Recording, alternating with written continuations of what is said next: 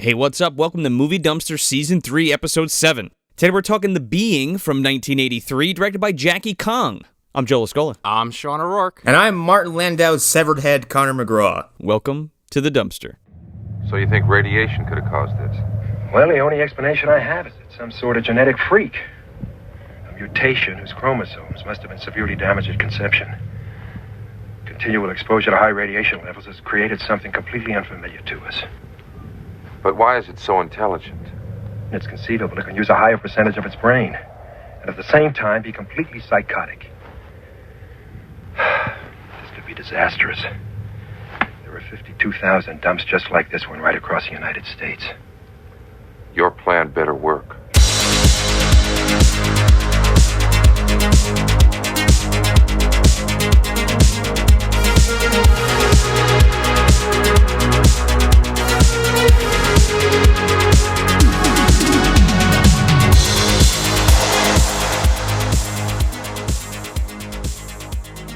I mean, I'm just implying it's severed head because I'm not sure what I actually saw when that came around. I mean, if there's other pieces of him around, I would... Yeah. Mm-hmm. Yeah, he set his legs up all nice and straight. Beautiful. So yeah, this is our Easter episode, which... You know, we're not dropping on Easter. Good Friday. Yeah, this is the Good Friday. Ease you right into that Easter weekend there, Easter Sunday. Into the chocolate bunnies and the robin eggs. Yeah, mm-hmm. I mean, if you can even get your hands on them, honestly, like if you've left your house to get fucking Easter candy, maybe you have a problem. Call fucking Amazon Prime, baby. They'll drop you off those Whopper eggs, no problem. I don't think they're doing that kind of stuff right now, to be honest. Oh, they are. Oh, okay. They're shipping everything. They lied to me. I read online they were only doing essential shit. I guess Whoppers count. No, no, it's... The essentials are prioritized. So if you have Prime and you order like a movie or a video game or some bullshit like that, like that's last on the list, right? That gets handled later. Dildos, they come in last. Yeah, I mean, I know that you need it, but yeah. People need to eat first, and then you can feed your ass with a dildo. You need something to do during this lockdown. Yeah, exactly. Joke's on them. I'm a gamer and an introvert. I don't leave the house. You know, I would say that. But I've left the house like maybe 3 times, and every time it's been... For some reason, in Ocean County, New Jersey, specifically Toms River, nobody got the fucking message. No. And the 3 times I've gone out in the last couple of weeks, there's just so many people on the road. I'm sitting here wondering, like... I can't even put it into words, guys. Only fucking New Jersey, dude, would still have, like, shore traffic in the middle of a pandemic. Bunch of fucking knuckleheads. Well, here's, like... The funny thing is, even out here, there are tons of people out and about, but I don't know what they're doing because you go down, like, where I live, like, Rainbow Boulevard is a pretty, it's a substantial highway. You go down it, everything's fucking closed. Yeah. But there's people everywhere. I'm like, what are you doing? What are you, zombies? Like, what are you just wandering around? Well, they're going to Home Depot and Lowe's, and they're going to the fucking grocery store, and then they're going to, I went to the pet store to get some supplies, and there's people just walking in, no gloves, they got their dogs, no kind of protection. Lowe's has people just walking around getting plants and shit. My favorite thing so far is not just people wearing masks, but designer masks. Yeah. That's my favorite thing. I'm like, oh, yours is pink and it has little designs on it? That's adorable. How much you pay for that thing that's not helping you? It's a sense of normalcy, I have to assume. Like, people don't want to accept the fact or the reality of the situation, so they're just like, fuck it, I'm just gonna keep carrying on as I was. Right, even though I think the United States has eclipsed pretty much every other country with, unfortunately, cases, and New Jersey specifically is like one of the epicenters. I know, and it's because nobody fucking listens. Yeah. Or they listen to the wrong guy, the guy with the red hat. Yeah, that fuck. The orange skin. Or the, what was it? There was a televangelist today who got on TV and was like, that piece of shit. I will blow this pandemic away, and then blows into the camera with the, quote, wind of God. Yeah, he should get the fucking virus for sure. He's the same guy that went on TV arguing that, we need our jet planes because we get closer to God. We can't do that on a regular cruise liner. Yeah, we stick our hands out the window and fist pump them. My goodness. I fucking wish. Then I could maybe take these guys a little seriously. It's like a big giant Monty Python hand that comes down and just like fist bumps the televangelists. We need a fucking cleanse, and they start with them, okay? Yeah. No, yeah. Also, yeah, so Sean's around Toms River, Ocean County, and so are my folks, and a lot of my friends and family are in New Jersey, pretty much all of them. So I'm the only person that lives in Pennsylvania right now from all my friends and family. So I'm kind of isolated up on the mountain where I live. So it's a little different. It seems like you made the right choice. Well, unironically, right? Right. It's almost like you saw this coming. Joe got the fucking memo from John Hurt years ago and kept it to himself. It was vague. He said something about a mountain and something about the T virus, and I don't know. The rest is history. Right, yeah. You weren't sure what parts of it to take seriously, but you just knew it was from John, so you had to do something. Well, I know that I had to rationalize it in some capacity, right? So I figured, exactly. fuck it, I'll do something about it. But yeah, I don't know. Just not to get too dark or grim, but like, yeah, you know, if you're listening to this, like, it is a real fucking thing. Don't be an asshole. Stay the fuck home, and please be safe. And if you can't, if like your job requires you to do to go in, and you know, I respect that. But well, right. Exactly. Person on our show right here. But that's different, right? If you're like, oh man, I gotta go fucking party, man. I gotta man, I gotta get out of the house and go fucking get together. Gotta go play some fucking I don't know what. Gotta have a barbecue. Yeah, backyard fucking... No, dude. And for Easter, for fuck's sake, stay the fuck home. Like, Yeah, don't go to church. I know. No, don't go to fucking church, first of all. Second of all, you know, I get together with my family every year for Easter. You know, it's just what we do. But, like... And we're not religious, but we get together... You know, it's more of like a the family... holiday. Yeah, family function. But, like, I'm not doing that this year. We're not doing that this year. We're going to be staying home because... That's the right thing to do right now. They have to get this fucking thing under control. And the more that you fucking go out and be stupid and just fucking keep mingling with people because you're a fucking asshole and don't want to face the facts of the situation, you're prolonging this shit, right? Exactly. Yeah. Also, please stop coming to the animal hospitals for like anal gland expressions. Like, you don't need to do it. It's not an essential medical service. Yeah. You can wait a month. Wait till May. People are bored. Yeah. Yeah, and we actually came to that conclusion. We're like, because we got like, for week 1, it was insanity. Like, we were just inundated with people, and one of the relief doctors I work with is like, people are home, they're bored, they're with their animals more than they are normally with them, and something is slightly abnormal, and they're like, oh my god, this is a medical emergency, you have to go see the veterinarian. Yeah, something they wouldn't observe normally. Yeah, exactly. I mean, I laugh because it's so ridiculous. Yeah, one of his ears is slightly lower than the other one. I think he's just bored in that way. No, that's not a real thing. He hiccuped. He's got cancer. How old is this dog, by the way? 12. Yeah. No, but like somebody would come in with something like, and this happens more often than not. It's like, there's bugs on him. Those are his nipples. Males don't have nipples. Oh my god! And these are the people going out saying, "There's no virus. What's wrong with well, you? right. Cats don't have nipples, especially the males. Men don't have nipples. Oh my god! You can definitely fuck a duck and be okay. Yeah, sure. Give him the old corkscrew right in the fucking eye. Was that like a long gestating Howard the Duck reference? I think so. Well, you know, it just popped in there. I had to say it. So But yeah, god damn, stay the fuck home. You don't need to neuter your dog, please. especially if it's going to cost you, Please. $200, $300, $400 to get some medical services done that are completely elective, and you don't need to go out and do them. If your dog ate a bag of chocolate, yeah, please come in. Sure. you honestly would be better off going to a radioactive disposal site Yeah. and hanging out. Yeah, I was going gonna to say that. you'd probably be more fortunate than the poor bastard in this movie. Yeah. I mean, where else is there to go in Pottsville aside from the radioactive dump site, the junkyard, and or a potential smutty massage parlor? Yeah, or the potato factory. Oh, there's don't forget the diner. Or the potato factory. Or the diner. This town is like The gem This state. town is like 30 feet across. So yeah, That's the PSA for Movie Dumpster. that is the yeah. I mean, find something to do. Read a book. Watch Yeah. a fucking movie. Netflix has so much shit on there. If you got cable, you're fucking set. Don't tell me you're fucking bored. I'm so sick and tired of hearing people are fucking bored. You know what? Shut the fuck up. We live in an age where you can watch anything, read anything digitally. Listen to anything. Listen to anything. Specifically, a podcast Yeah. called Movie Dumpster. It's got like 80 episodes you could probably check out. We got 2 seasons. You could even watch the movies and then listen to the episode, so you'd have like a full 4-hour block right there. Look at that. And then after you can write your own fucking review and put it up, you know? Yeah. Like Rudy was talking about last week. You know what else you could do? You could go online. You can listen to the podcast. You can like it and subscribe and leave us a review on iTunes. And you'll have killed 3 minutes. Instagram. Yeah. You could do that if you're bored. Do it. In fact, we recommend it. Send us an email. Write us an email. Tell us what you like about the show, what you don't like. You can curse at us and tell us we're a bunch of idiots and we don't know what we're talking about. That's cool. Suggest some movies. Hey, man, we had Rudy on last week to tell us that on our own show, so we can take it. Yeah, sure can. We dish it, so we can definitely take it. So yeah. So The Being. Yeah, The Being.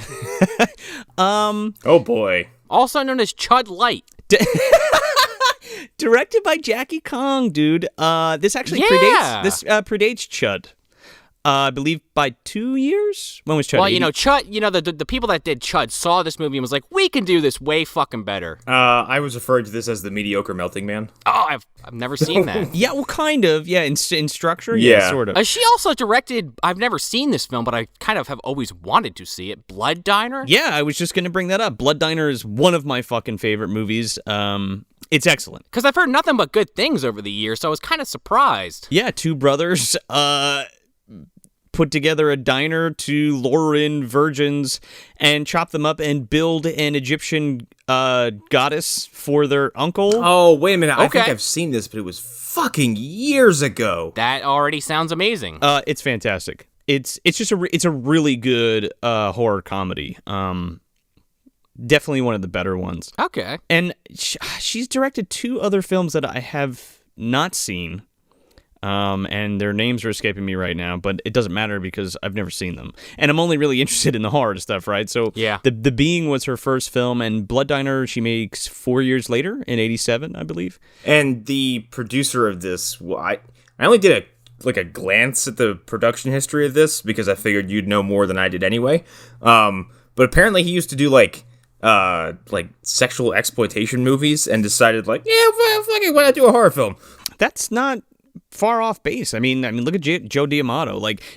Usually horror and porn kind of go hand in hand with each other, especially in the 60s and 70s. So, and yeah, I mean, I've seen all those Rudy Ray Moore movies, so that kind of lines up. But and the 80s, yeah, of course. More so the early 80s, but yeah, sure. We got that 70s spilling over, just like we always do each decade. But yeah, so this movie was originally titled Easter Sunday. Really? Yeah. That's funny for the amount of time they actually spend talking about Easter. This movie is less of an Easter movie than Critters 2 is. Oh, yeah, it sure is.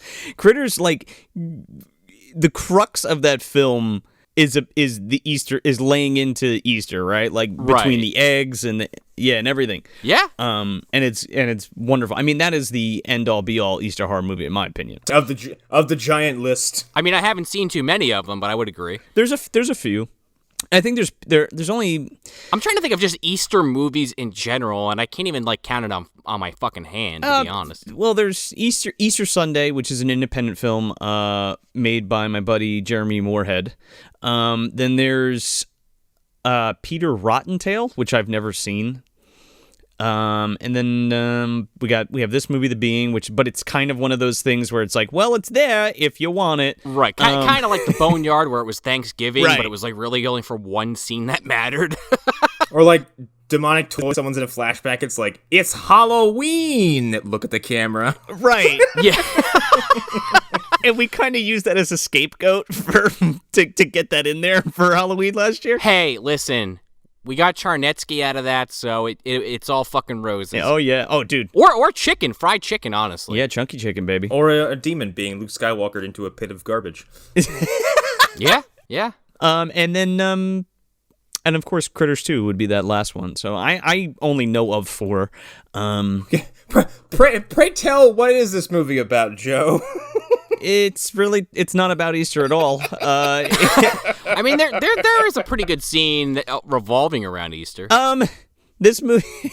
All right, let's just plot crunch and get into it. Yeah. This movie is about a town in Idaho called Pottsville, where there have been a string of disappearances that are blamed on a storm, but are actually the doings of a radioactive monstrosity that has been born out of the quote-unquote safest radiation disposal plant in the U.S. Which is just like an unmanned facility that's barely a facility, and it's more just like a lot with a bunch of like doom barrels lying around. Just like Yes, it's a warehouse with fucking toxic waste barrels just in a sandy pit. It's where Duke Nukem goes to get his fucking inventory.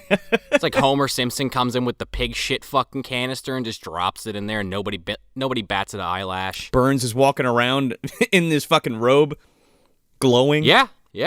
And Martin Landau's there to tell us everything's fine. He sure is. Bela Lugosi and fucking self. Yeah, man. He's also Sarge in Without Warning, which we've talked about before, which I would love to do in the future.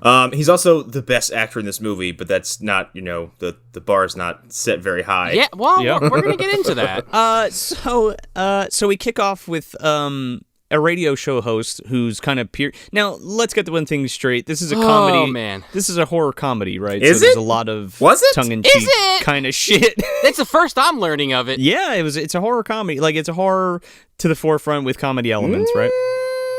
Window dressing is a term that comes to mind.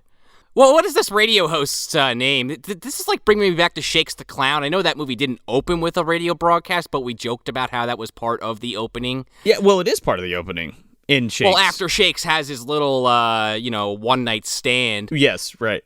Yeah, they he's like a fucking Idaho's Wolfman Jack, dude, and he's like, well, bust my buttons. It's a week of Easter, and we're storms rolling in, and there's a bunch of disappearances happening because of the storm or whatever. Here's a sweet tune from a country boy. That's the whole sound. I have to ask, what, like, a storm is causing people to disappear?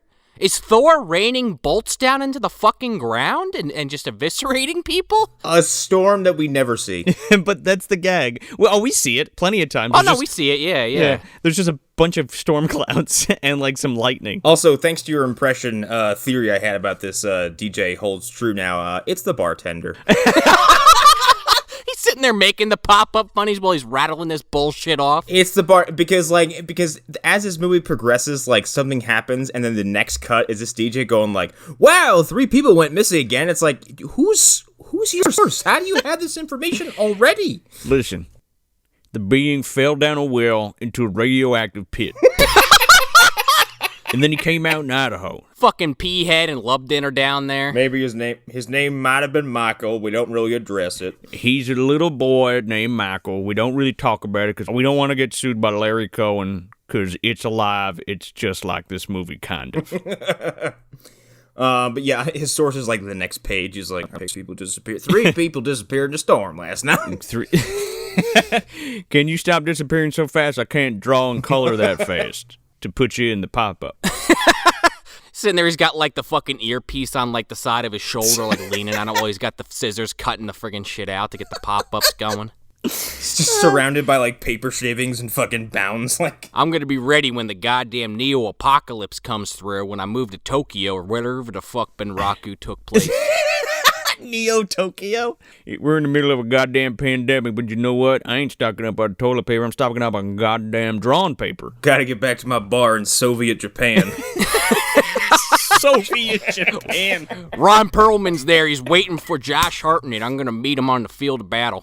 He's hanging out with Usagi Yojimbo. So yeah, radio DJ is like, oh man, storm coming. No, he's not that jovial. He's very okay. The energy in this movie is very Midwestern in that no one has any urgency. He's like the plumber from Rocco. He's like, can you get that? Yeah. Thanks a lot. Can you get that? I mean, that's what he sounds like.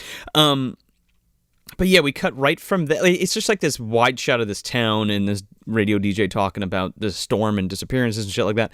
And then we cut right to this fucking guy like running through the beach. Well, no, he's running through the radioactive disposal place. Yeah, the nuclear waste site. Why is he there? It's right there, which is also conveniently right next to a junkyard. He's also he's either a speedster or time in this city flows at a much faster pace because he's running from this fucking nuclear disposal site, hits a chain fence, goes underneath it, and it's daytime. The next cut, it is fucking midnight. Well, I wasn't going to bring this up until the movie kind of got deeper, but they really fucked this shit up in this film. Because every scene, I'm not even exaggerating, one scene ends at one time of day, and the next scene is at a totally different time of day. Almost every single scene in this movie. Sometimes the same scene will have, like, you're in the same sequence of events, and the camera changes, and you're like, it's fucking daylight now. What just happened? I love this fucking part, dude, because this guy's in a junkyard running from this unseen assailant, and he gets into just some random fucking car. Some random jalopy. And it starts right the fuck up, and he just starts cruising through he fishtails into like a bunch of fucking junk and then like drives away. Did Bronson leave that there? Was that like his getaway car? Because it's got like the stone there to hold the brake. Oh yeah, man, the fucking the femur knife is on the front seat. Yeah. He's pissed off, man. He's sending the fucking whiz after him later. And then because it's clearly a child and not an actual grown adult, like to show him driving, it's just this kid in a car and he's pantomiming steering, even though if he was really steering like this, he'd have murdered 11 people. And there's just, like, red lights flashing by him in the background, but there's nothing moving around him. He's just in complete fucking darkness. Oh, that's the, I think that's supposed to be, like, the train, signal, because they keep showing that. Oh, yeah. This guy gets chuckied. He sure does. Well, sorta, yeah. Another, as far as this being a comedy, like, he's driving, and the fucking radio's on, and he's supposed to be running away from this monster, and he's like, what's on the radio or whatever, and he's like twisting the fucking knobs and shit. Right out of the gate, this fucking the being TM fucking punches a hole through the roof of this car and fucking rips this man's head off of his fucking shoulders, and he goes careening into a fucking, what is that, a convenience store, a potato factory, what is it? I don't know, like a bait shop or something. Oh, it's the potato factory. It is the potato factory, yeah. I don't know, every location in this movie is a building with boxes, so it could be any of them. Rawhead's there, he's just hiding, waiting to be fucking found. How did I get in Idaho? Well, I didn't see any egg crates, so I guess I'll just stand by these potatoes. It's his symbol is a giant potato. Yeah, right? Because he's like, well, I am Irish. Fucking A. Are you saying that he's going to descend upon the town that Luck of the Irish took place in soon and start tearing those people apart? It could happen. Well, what I think is that Jose Ferrer bought this place from fucking Henry Gibson, the potato chip factory. Oh my God. Or Henry Gibson gets his potatoes from Jose Ferrer. I fucking forgot that was like his character plot in that film. I'm a potato maker. I make potato chips. He makes Emerald Isle potato chips. Yeah. I have an alternative theory that this mayor was defamed and discredited for allowing numerous people to be murdered by nuclear monsters, and so Henry Gibson came in and bought the entire facility out from underneath him. Oh, so like a reverse. Well, what happened was he stepped down from Padishah Emperor Shaddam Carino. You know, he was like, yeah, I don't want to fuck with Muad'Dib, so I'm just gonna go have some potatoes. And then later became the first president to be a potato farmer, apparently, because we just go fuck you, Jimmy Carter, I guess. Not to jump too far ahead there. Well, Jose Ferrer plays Shaddam Carino in Dune. Oh, I forgot about that. I haven't seen Dune in so long. I haven't seen Dune in a long enough time to not remember much except the ending and Sting, and that's I feel like that's a movie I will pop on when that new one finally comes out. Like, okay, I need to see the back-to-back comparison. I kind of love that movie. It's one of those cozy movies for me. I just like it. I like everything about it. I can't wait for that new one to come out so I can see that everyone in the world was cast in it, including me and all my friends, apparently. Then we're introduced to our main character, played by Rexx Coltrane, a.k.a. Johnny Commander, in the ending credits. His other name, I can't remember his real name. Is this Bill Osco? His real name is Bill Osco. There we go. Yeah, he's got 3 fucking names in this movie. I wonder why, because he's terrible in this film. Well, in the movie, he's Mortimer fucking Lutz, and I was wondering how his brother was doing.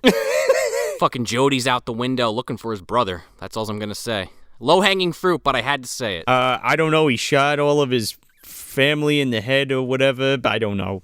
Yeah, unfortunately. 3 a.m., he goes crazy and becomes a toxic waste mutant. Yeah, or something. I mean, all the police work in the movies we watch seems to be really bad, so this kind of just falls in line with it. Oh my god. They're looking at this fucking car, like the body's gone. I guess the being fucking ate it or pulled it out of there and then ate it. Yeah. But it's entirely covered in this like green slime on the inside, and this fucking moron cop Dudley's like, yeah, we don't know where the body is. No driver. No idea what's going on here. Just left here. No one has any sense of, like, this is strange. They're like, yep, car's just covered in green slime.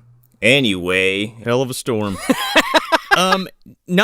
We don't fucking get a sample of this stuff brought to the lab until, like, I don't know, 45 minutes into the movie, but we encounter it like 4 fucking times. Well, the problem is they didn't have Spangler and Venkman on the fucking job. Yeah, you're right. Also, Rexx Coltrane, Bill Otto, whoever you want to refer to him as, for the first 30 minutes of his screen time, I wasn't actually sure if I ever saw his lips move. Well, he's got that internal monologue, man. Which is there, but also, like, for the first few shots of him speaking, his back is turned, or he says something that's clearly not what the extra added dialogue is, conveying. He is the fucking poor man's Haggerty. It's totally, like, confusing because he does have inner monologue, but is also ADR'd at some points where he's not speaking, but he is speaking. Like, at some point he says, like, he opens his mouth and says a word, and a full sentence comes out. And, like, he's not positioned towards the camera, and a lot of times he's just staring blankly into space and has, like, internal monologue and thoughts about, like, what's on television or what other characters are doing.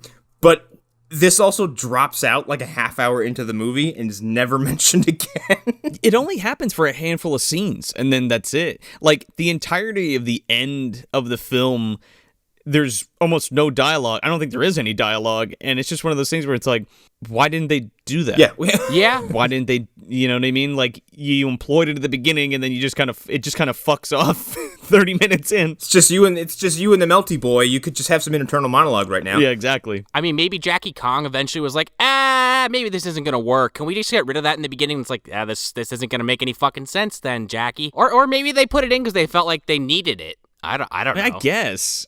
But, like, to be fair, all the inner monologue shit is completely contrived. Like, it's just like, I like beer. This guy's stupid. Like, well, it's a lot of him just walking around dark alleys, just, like, thinking to himself, basically something that doesn't really, end up meaning anything towards the plot. No, he at one point, he, like, says, like, something really weird's going on around here, like, in his inner monologue, and that's... Something very mystifying's going on around here. Yeah, at some point he's like, Dudley's a baby. Anyway, what's on TV? Baby! Dudley's a fucking idiot. I fucking hate this guy. That guy's a piece of shit, dude. Dudley's the other cop who's here investigating this car with absolutely no enthusiasm, and Dudley is a thundering fucking idiot. Oh, yeah. He's probably the worst officer I've seen in any film we've watched so far. He's committed to arresting minors for fishing without a license, but also doesn't give half of a shit about a car where someone clearly drove it into a pile of shit. It's covered in green goo, and he's like, I'm going home. At least he's not on a megaphone yelling at a giant brown snake with 4-inch fucking fangs saying, come on out, get out here, you fucking snake. I found a pentagram on this car. Jeffrey. This has some serious Monster in the Closet vibes. Yeah, unfortunately. It's okay with me. I like it. Yeah, no, I get it. So they go back to this junkyard, and this mechanic kind of looking over the car, and him and Mort are kind of looking over, and they're like, yeah, what's this green goo? Huh, all right, I'm going to go inside for a minute while the mechanic looks at it. And then it just cuts to this chick pulling up to her boyfriend's house, and this dude gets in the car, and then they hear like something like hit the back of the truck, and he's like, fuck it, whatever, let's get out of here. Well, first the mechanic just disappears, and Mort just finds the fucking flashlight on the ground. He's like, oh, you just left it in the middle of the road. Right. But that girl picks this dude up from the fucking the lot or whatever. I guess he works there. Okay. Yeah, right. Yeah. But you're right, yeah. They hear a bump in the back of the car, and she's like, what the hell was that? And then they start making out, and they just kind of forget about it.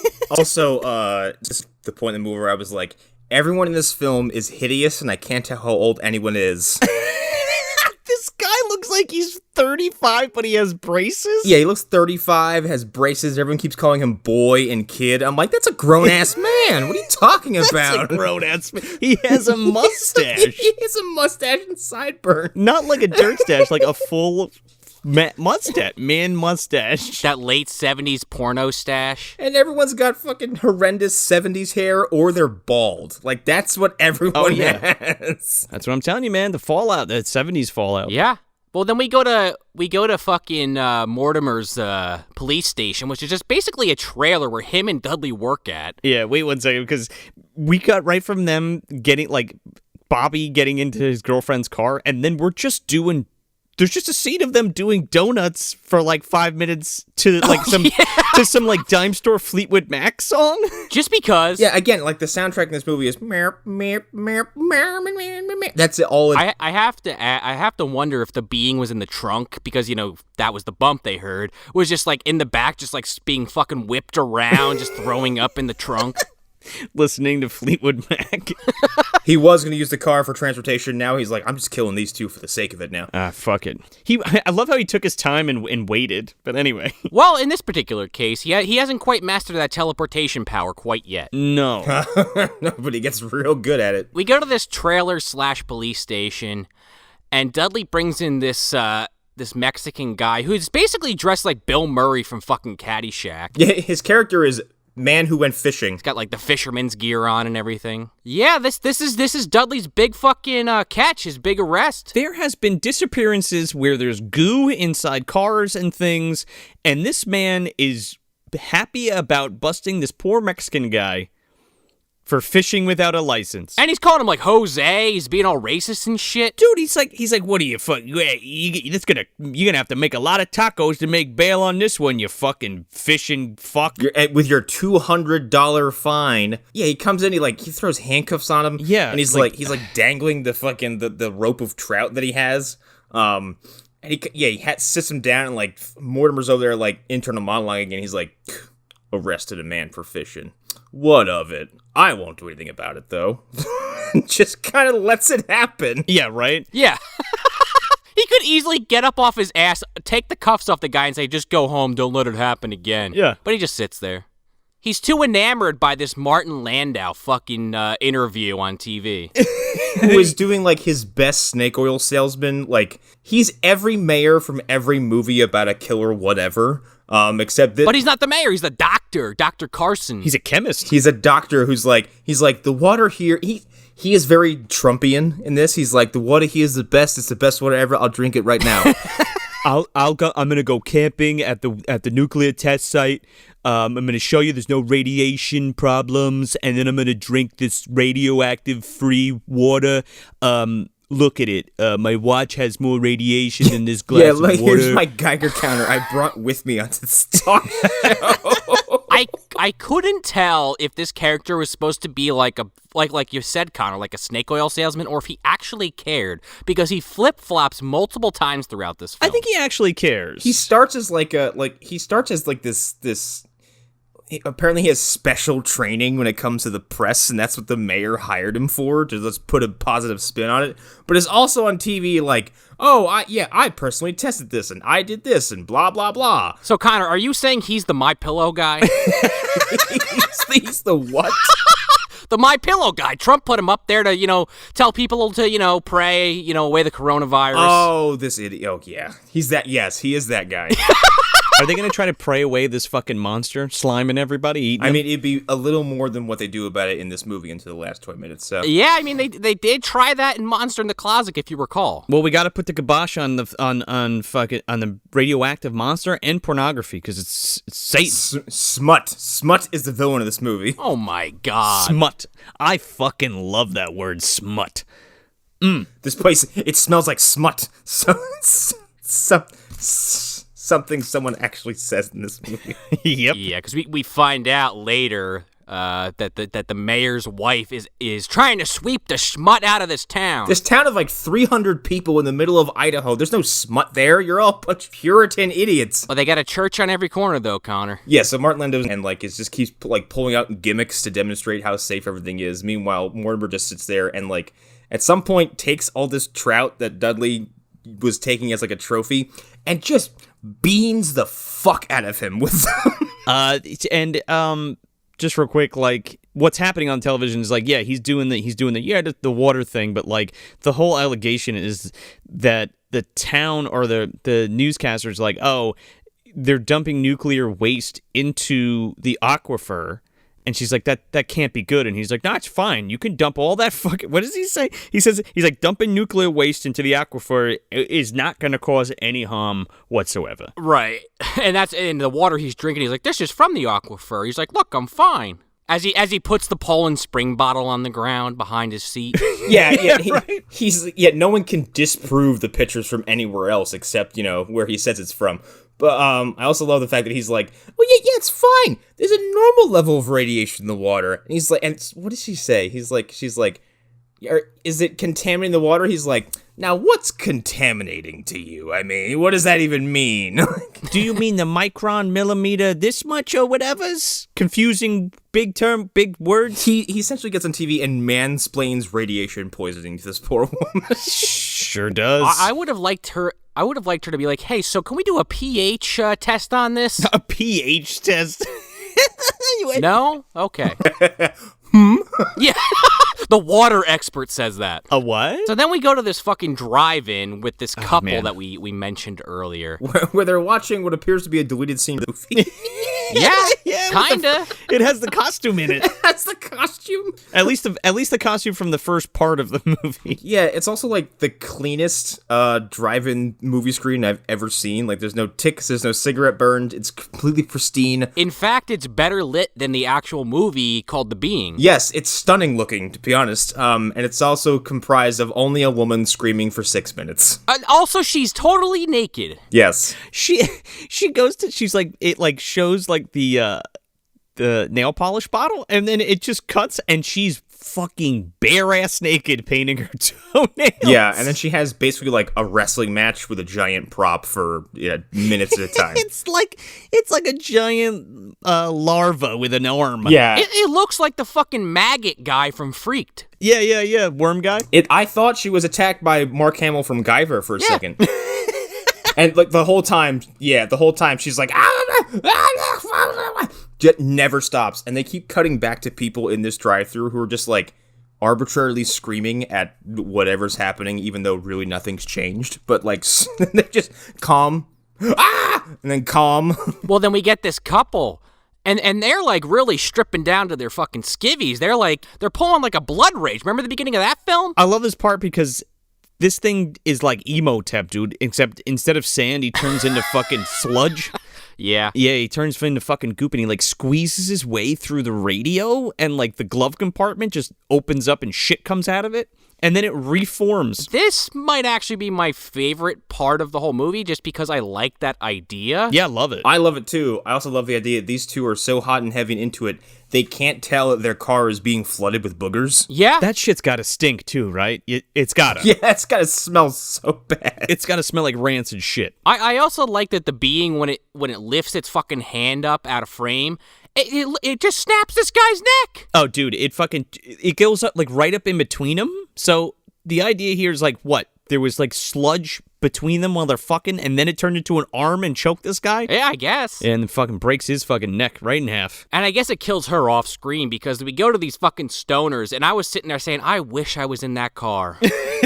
Fucking hot boxing, watching a horror movie at the drive-in. That sounds like a blast. They have that joint smoked down to the smallest roach I have ever seen in my life. I'm like, man, you're threatening burns at that point. Please make a new one. Yeah, you're burning the shit out of your fingertips with that thing. Oh yeah, you need a clip, dude.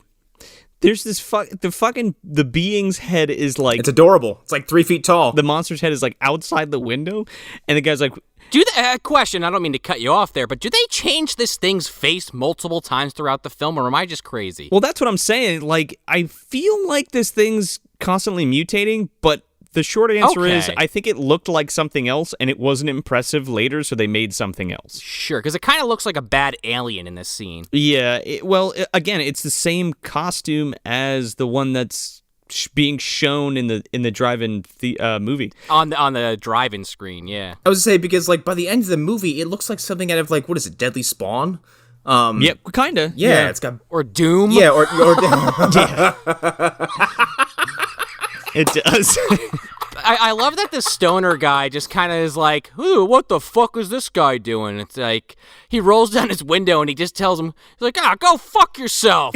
He goes, well, he thinks it's one of the guys at the movie theater, and he's like, man, they'll do anything to fucking scare you, man. The fucking goddamn movie doesn't scare you. I'm gonna tell him to fuck off. And he rolls it down, and he's like, hey, fuck off. And this thing pulls him through the fucking window. Yeah, but the way it's edited, God, the editing in this movie is hysterical. So, like, yeah, it cuts back to his friend after he tells her to fuck off, and he looks back, and the next cut is this dude's ankles just flying out of the fucking window. It's so good. Yeah, and this guy's like, oh! And this guy's fucking jaw's on the ground. You know how last week, for Shakes the Clown, how I was talking about, how do you think that Bobcat was handing beers out during that driving scene with Sandler, Bob Clark, or Blake Clark, and Bobcat? I think that this guy was legitimately the guy that doesn't get killed, stoned out of his fucking mind. Oh my God, this guy looks like he's been smoking since the day he was born. Like, his eyes are saggy and red, his jaw is slack, and his hair's a fucking mess, and he looks like he can't handle anything that's happening around him. He's been hitting those dabs a little too hard. Oh, yeah dude. Yeah, personal experience. That shit will fuck you up. Knock you out for a week. Oh my God, the first time I did one of those, someone was like, do you want to sit? I was like, I need to lay down. Good night. And then, like, after, this guy gets dragged out a window, and doesn't the cop in this town, Mortimer, show up again? And they're just like, Well, first he's got to go to the diner. Yeah, we got to establish the diner. I didn't really understand this scene. I mean, it's not that big of a gripe, but there's he clearly is with the one waitress that works there, but she's kind of ignoring him, and the other waitress comes up and is like, yeah, how you doing there, Mort? I guess it's just to, like, establish The diner and, like, their relationship with each other. put more quotes around relationship, please. It's just such a weird spot, because, like, literally somebody gets pulled out a fucking window, and then we go to this scene. Yeah. And then, like, nothing really happens. He gets his food, and then it cuts to him walking in the alley, and that's where you get one of those bad monologues. And he gets in his car, and they do this, like, they try to fake you out because he sees, like, fucking eyes in his backseat. Look, that's so cool, because it's clearly, like, somebody with, like, black paint all over their face, and their eyes are, like, wide open. It's kind of neat. Yeah, I think it actually looks pretty cool. Yeah, it's creepy. So he pulls the fucking pistol out immediately, and he goes and opens the back door, and he's like, Martin, what the fuck are you doing? You drunk? Mo. This fucking homeless man, like, slinks out of his car, and, like, he's moving, like, He's like, man, you're going to get shot one of these days if you keep trying to sleep in people's cars while you're drunk. He's like, I'll take you home. Hey, Mort, maybe lock your car. Well, it's Pottsville, Idaho, dude. Also, he doesn't drive him home. Right? Well, right. Because he gets the call about the fucking drive-through or the drive-in, and then he just leaves the guy standing in the fucking alley. He leaves this man who looks like a cornered cat. Like, his arms are up in the air, and like, his eyes are all wide. This man eats his fucking dust, and he just stands there while this guy peels out. And he's like... He slinks back into a fucking alley, gets eaten by a vampire. Anyway. So, and then slam cut to, I think, Dudley's police car fucking roaring up to this this drive-thru. There's a lot of those. A lot of slam cuts to different locations and different times. Well, no, it's not Dudley. It's Mort. It's Mort. Oh, yeah, that's right. Mort pulls up. Because they don't even actually show it pull up. He's already there, standing there, talking to the stoner and the drive-in owner. Or manager or what have you. Yeah, and the stoner's like, I don't know what happened, man. Like, I looked over, he got pulled out of the car, and he was gone. It was like a head. Do you know where my friend is? And everyone's like, sure, druggie, get out of here. What are you talking about? You're fucking lit, dude. Pretty much. And, like, this poor guy's so high, he's like, okay. Bye. The manager's like, yeah, there's one car left here. We don't know where the people are, but it's the only car left. So Mortimer's like, okay, let me go check it out. And it's that couple's car, and it's just... This was actually pretty funny. He goes to sit down in the car to kind of check it out, and his ass just gets totally covered in this green slime. And he's like, oh, what the hell? Dude, it looks like the goblins had a midnight snack in that front seat. It does. Yeah. It's also totally his fault, because what kind of jackass opens a car, doesn't look, and just, like, pops his ass first into the car, gets in a pile of shit. And he's like, oh, god damn it. He doesn't even look in the car. He opens it and immediately turns around and backs his ass into the car. And, like, the inside of that car looks like that car in Critters 2, where that guy who was, like, selling shit out of the back of his truck gets killed. Quigley? Yeah. Yeah, there's green shit everywhere. And again, no one's ever truly bothered by this. They're always like, yeah, ain't that a thing? Must have come from this. I mean, his pants are so fucking nice. They just, one scene he's got this shit all over his pants, and the next scene it's gone. So they got to be some pretty, what's that, slip resist or stain resistant pants, man. He bought the good ones. Scotch Guard, man. What has he got? He's got those fucking Lee dungarees with the Scotch Guard on them. Yep. Well, it's because he has one outfit, so he has to keep it clean at all times. Also, he looks like Seabass from Dumb and Dumber, like he's got a fucking trucker hat on and like a vest. I said he looks like an alternate timeline retired Dave Grohl who just like left Foo Fighters and became a fucking a sleepy cop in some small ass town. He looks like he could be a stuntman for John Ritter. Like I don't. Hey, we'll come back to that later. He also finds a hole in the ground, which is something that happens throughout the film. Wherever this creature has been, it takes its prey into a hole that it's dug and devours it. And there's always green shit all over the place. And again, no one's ever like, it's weird. This is the second encounter with this shit, and it's all over the place in this fucking car. Oh, yeah. It's on 2 cars. Yeah, on 2 cars. The other car where the guy got pulled out, and all over this fucking hole in the ground. So I have to just ask you guys, what do you think it is? Is it just some kind of mucus this thing creates to devour food, or what do you think it is? Okay, so this thing is like sensitive to light, and it's basically like little monsters, right? So you hit it with a flashlight and it fucking turns into goo. Okay, yeah, I could see that. And it also could do it at will, I think. So whenever it wants to disappear, it just turns into a fucking puddle or whatever. A puddle of green goo, yeah. So Mort's just like, yeah, that's fucking disgusting. Well, I have no idea what's going on. Gonna go home and go to sleep. Better go home. I'm gonna go home as this film, it wasn't really on the tracks, but it just decides to fall the fuck off them entirely in this next scene. This makes no sense at all. I don't know what happens here, because he goes home, I assume, walks into the house, right? Goes into someone's bedroom. I don't know. Is it his bedroom? It looks like someone else's bed altogether. Like it looks like a girl's room. It's Lori's bed, maybe. You know, well, she's at the diner, man. She's working late. But now that I'm thinking about it, like, is this like a prostitute's house? I have no idea, because like he doesn't have the key on his person. He has to like lift up the fucking mat in front of the house, and he goes in. Yeah. There's no setup. No. That's a big problem with this film. A lot of things happen without any explanation at all. Like they do explain certain things for sure. Like, But there's just a lot of scenes that just start and end, and then the next scene starts, and they don't ever mention what happened previously. No. And this is one of those scenes. And it's fucking weird, dude. Like it was supposed to go somewhere else. Yeah, it's weird because he lifts the cover up, and like, first of all, why is the being even here?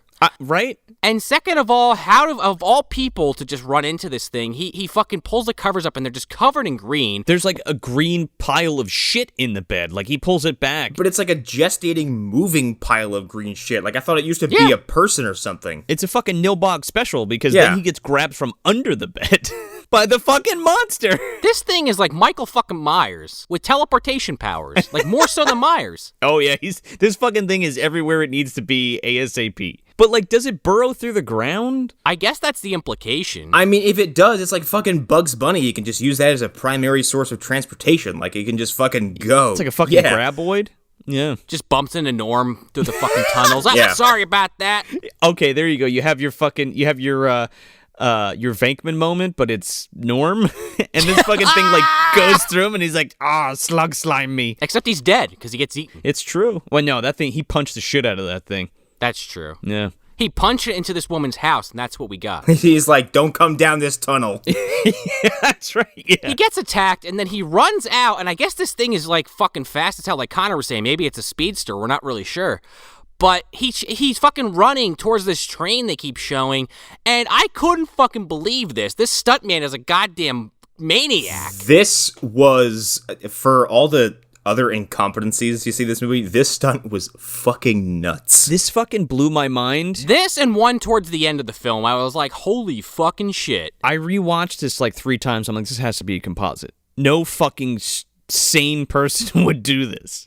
There's no compositing in this movie. I'm going to say that right now. The budget they had, this guy was definitely running across train tracks as a train was about to hit him. If it is a composite, it was amazing. Yeah, exactly. Yeah, either way this shot was done, it's absolutely compelling, and it made me sit up. I was like, holy fuck. Is that why he gets into the stunt trade later in life? But like, why is this here? Why is it even here? I don't know. Yeah, it seems like an awfully big risk for your very modest $4.5 million movie you're filming in the middle of Idaho. Yeah. But it's not like, he runs, right as the train goes by and he gets on the other side, but like he doesn't keep going. He like hits the dirt and like catches his breath. So like if this train goes by and the being is still there, it's just gonna fucking keep following you, you moron. Instead, fucking Farmer John comes up to him with his tractor. And yeah, he sneaks up on him with a bulldozer. And then drops the bucket next to his head. He's like, "Are you all right or what? Are you all right? Did I scare you?" And just drives away, and you never see him again. Drives back towards that house, so we can only imagine that was his wife that was fucking congealed in that bed. Oh man, he's fucking Farmer Jeb's wife, you think? Or his daughter, maybe? Maybe. Could have been. Also, it just turns to morning when he jumps across the train track. Yeah. He jumps across the railroad tracks, enters a hole in time and space, and comes out 4 hours later. The sun was coming up, and they couldn't get that shot, and that was the best they could do. Which is why the being's not there, because that was 4 hours ago. Oh, you think? They had to wait for the train, right? They're like, all right, we gotta wait for this train. What is this, the world's longest fucking train? Anyway, terrifying. I can't believe that I was actually filmed. That was like some Buster Keaton shit. Yeah. Like you said, Joe, I don't know if I watched it 3 times, but I definitely watched it twice. I had to show my girlfriend. I was like, you got to see this shit. We should say just real quick, because like I don't think we've actually established what he does, but like he's running towards this train as it's about to pass over the railroad tracks in the road, and this guy jumps across the fucking tracks. Like if he was off by a second, he'd be fucking paced.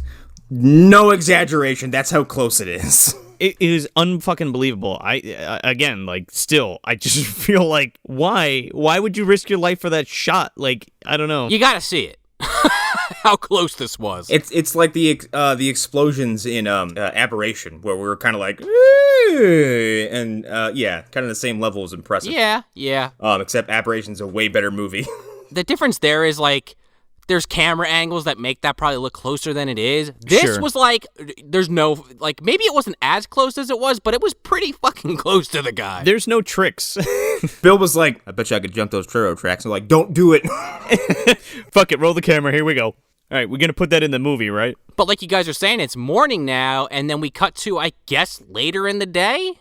And we also get one of those radio broadcasts. But it's Easter Sunday, guys. We're back again, and hey, guess what? It's Easter Sunday here. And that's a story about how Jesus fell down a well.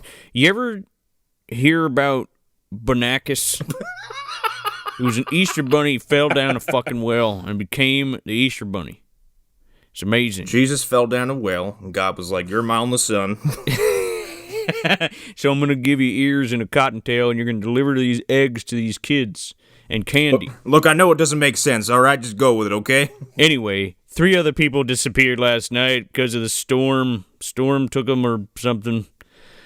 Well, anyway, happy Easter. I was looking for fucking Lynn Shay for this Easter egg hunt. I was keeping my eyes peeled for her. Yeah, man. No, instead we get the mayor's wife. Because this is like verbatim. I mean, how many different ways can you really do an Easter egg hunt? But this is like right out of Critters 2. Right? We got Ruth Buzzy, man, from fucking My Mom's a Werewolf, and what else we got?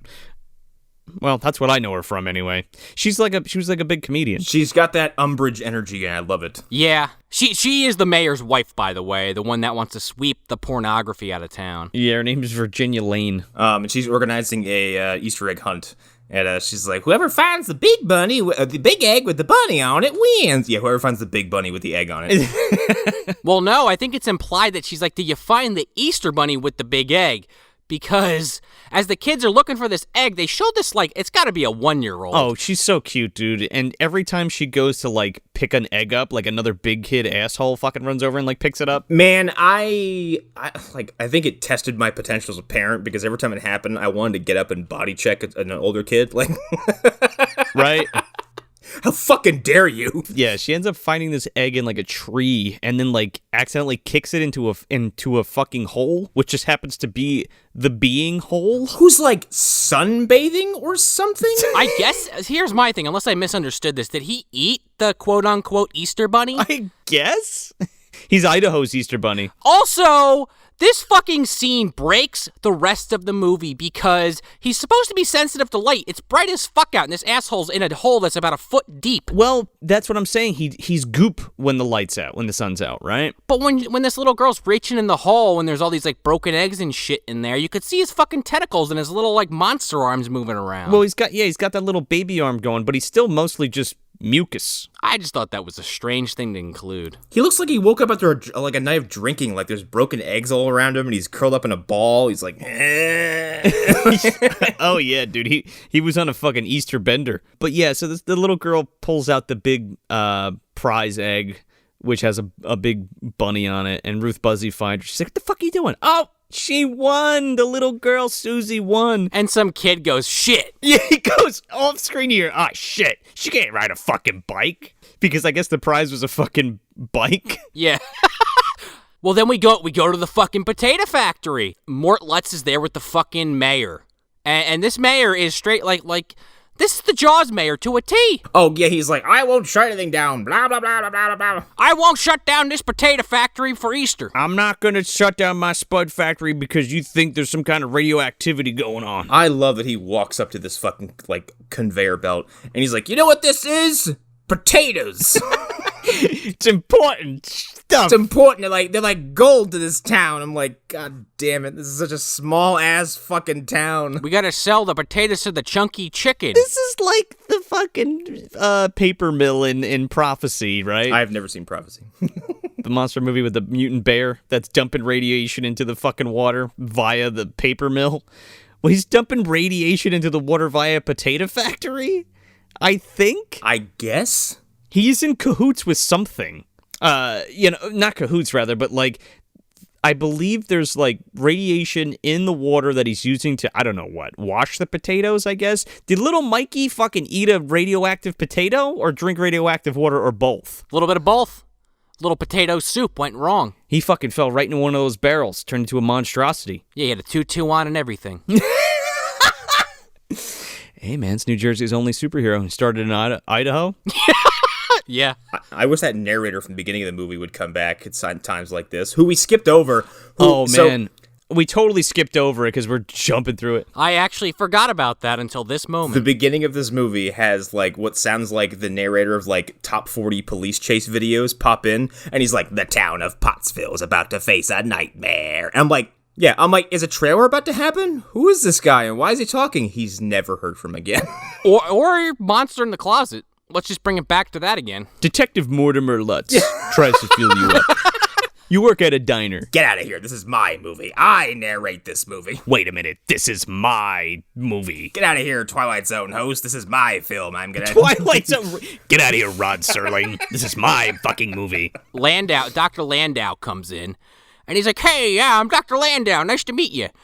He's like, yeah, I want to do some water tests on that disposal plant, or that disposal area, and, yeah, that's basically my whole point of being here. Watch me chew on my glasses.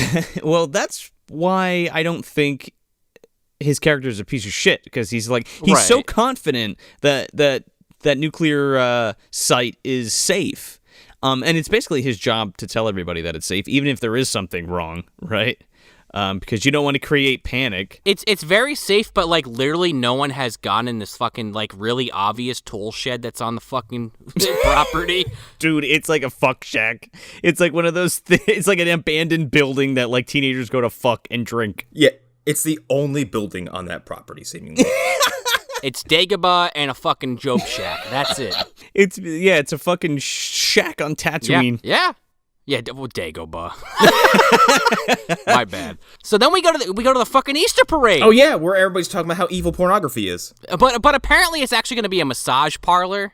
Yeah, well, Martin Landau shows up. Martin Landau, hey, good buddy. How you doing, Chewbacca? He walks up. Martin Landau. Martin Landau goes. Nib's there. He's like, Nib, yub, we're home. No, so Martin Landau, Neon Nub. How do you say his name? Neon Nub. It's Nine Nub. I misspoke. Nine Nub. Anyway, the fucking puppet who I thought was an actual actor in a suit. He's like, it's not the goddamn contamination we gotta stop. It's the fucking pornography. It needs to be stopped because Satan or whatever. And he makes sure to say this in front of like a fucking news crew. Yeah. And Ruth Buzzy's there, and she's like, yeah, we're sweeping up the town. We're sweeping away the smut out of our town. And I'm like, do you have like a infestation of like prostitutes and or playboys? Like, what's happening here? It's like you have like, you know, people go to your houses and like knock on the walls like Cartman does in that fucking hippie episode. Like, oh, look at that. You got an infestation of prostitutes in your walls. Excuse me, sex workers. Yes, I'm sorry. Ladies of the night.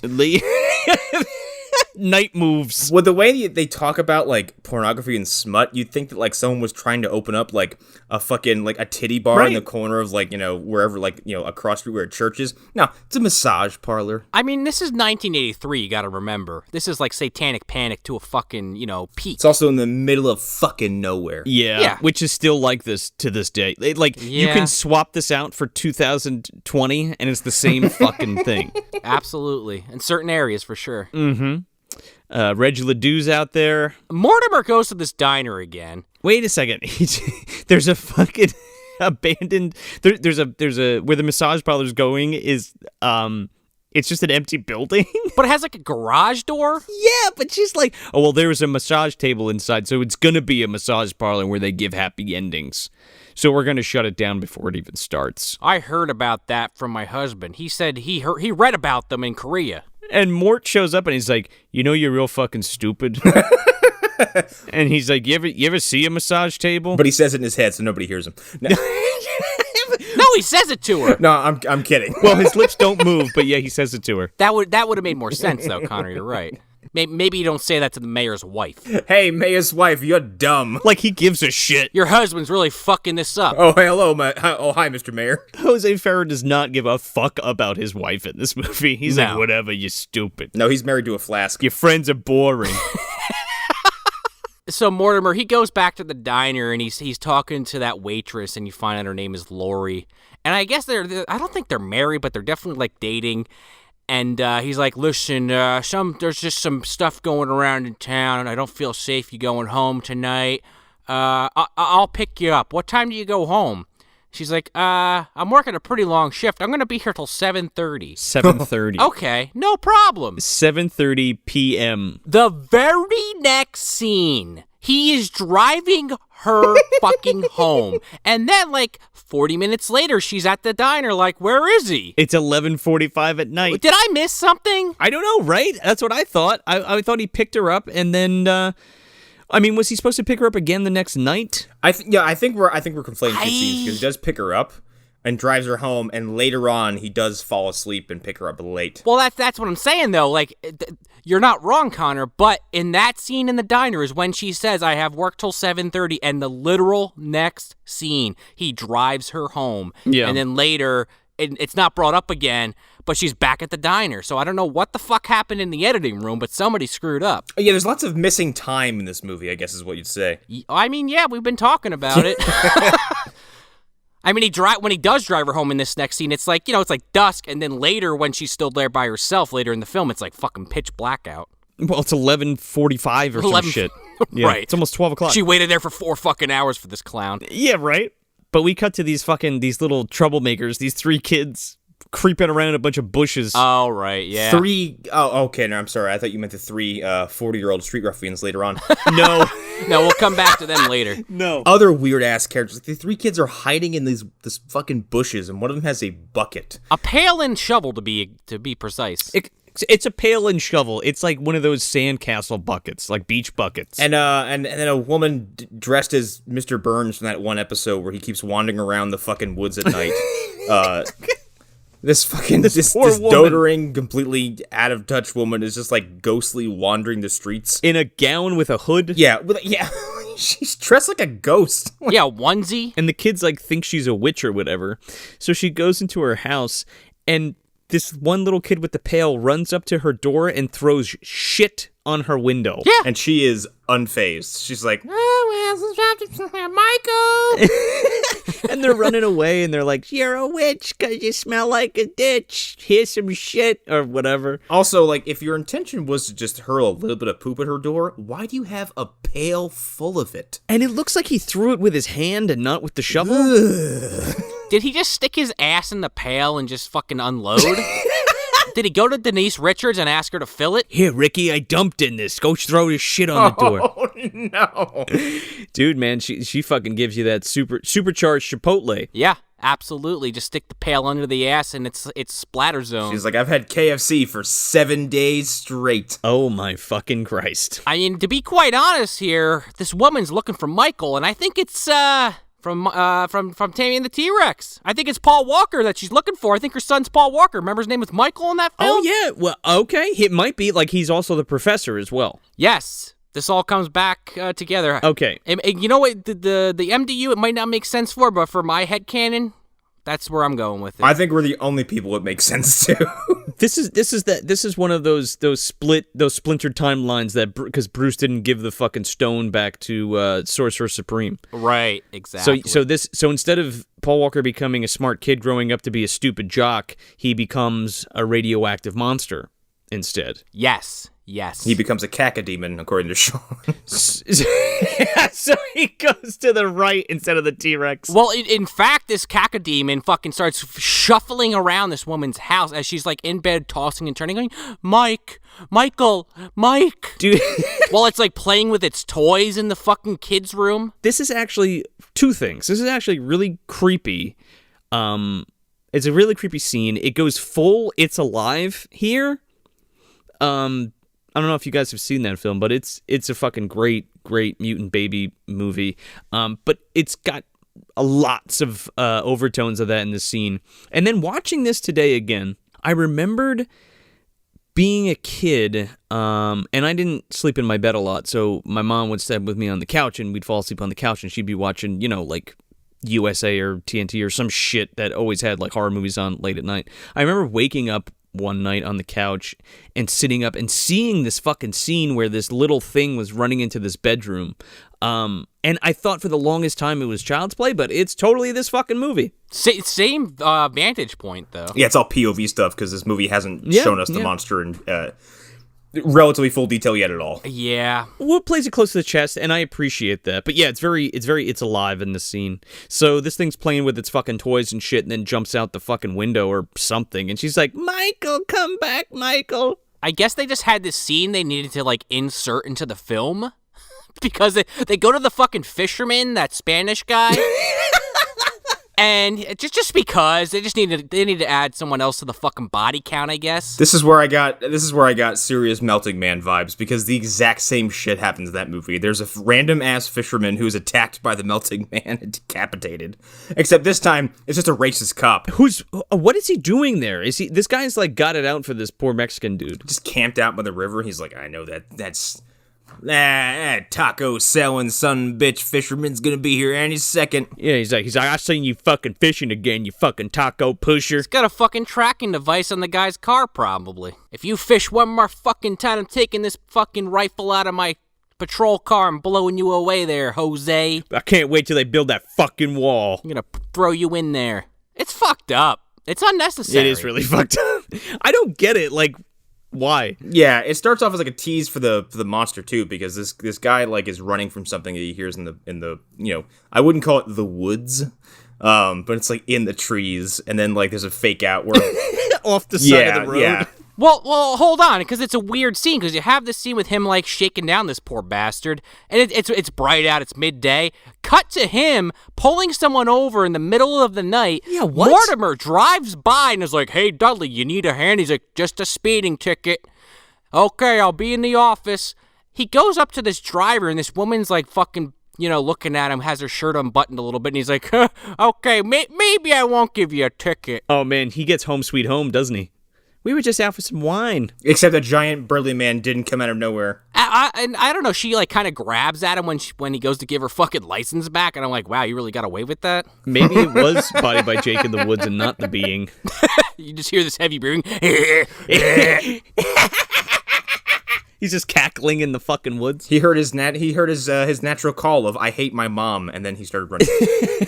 It's so funny because he's like, oh, you were speeding there. He's like, I should give you a ticket, but I'm not going to. And he's like, got his fucking arm on the window and falls inside the car. Oh, is that what happens? Yeah. Okay. Yeah, he's fucking slips on his elbow or his sleeve or something. I was hoping he would just like brain himself in the top of the car and pass out. He fucking falls in the car when he's trying to be all fucking slick, and he's like, all right, well, don't go 58 by. But yeah, like you were saying, he hears like a rustling in the woods, and it's just a dog, so he gets back in the car, in the patrol car. It's a literal German shepherd that runs out of the woods. He gets in the patrol car, and he's like all happy with himself, and then he hears like a little bit of noise in the back seat. He gets a fucking fist through the chest. But by a bony, gelatinous-covered fucking hand. Oh, he gets fucking Kano'd. Oh, yeah, man. He's got a fucking beating heart in that hand. Does he really? Yeah. Because I could not see that. I had the fucking brightness on my laptop turned up all the way. I did not see no damn heart. If it was his heart, it was the smallest heart ever. It's a goddamn chicken heart inside Dudley. I believe it. I do know that the VHS transfer of this does not look great. I rented this on Amazon Prime, and it was supposed to be an HD transfer that I rented for $2, and it looked like it came off a Betamax tape. Well, I have the VHS, but I watched my DVD just for convenience. Sure.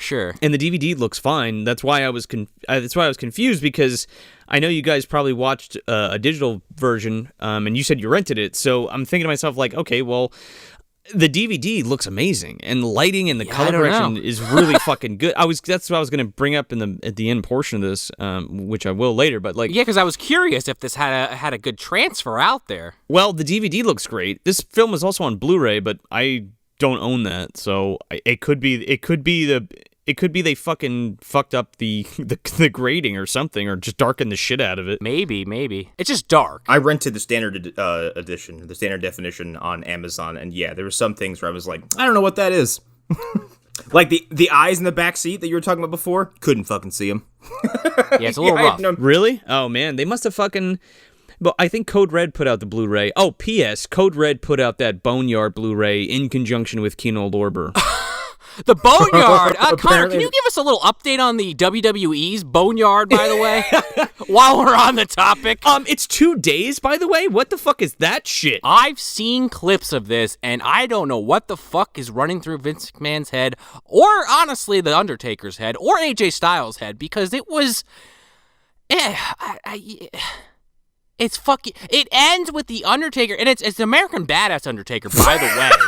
On his fucking motorcycle with his hand in the air with flames going off in the background as he fucking rides off on his motorcycle. Oh my fucking god. Who wants that? He chokeslams AJ Styles off a fucking building. What are you doing? I mean, I get you couldn't have an audience with everything going on like we talked about earlier in the show. Sean, be careful, because you just almost made me impulse spend $9.99 just to watch that stupid shit. Do not support that company. I fucking knew that shit was gonna happen because I couldn't film an entrance or exit for The Undertaker. YouTube it, man. I'm sure somebody's got it up already. Well, I know what I'm doing after this recording. Yeah, it's like on an empty... You gotta look it up. It is a sight to behold. At some point, AJ Styles and his group summon an army of druids who come out of a garage. That sounds fucking ridiculous. Yes, that happens. I honestly, I kind of hope... I was kind of hoping for Allie Oates to come in and fucking do some work. She would have saved it. You know, get the double choke slam in with The Undertaker. They each grab him by the throat.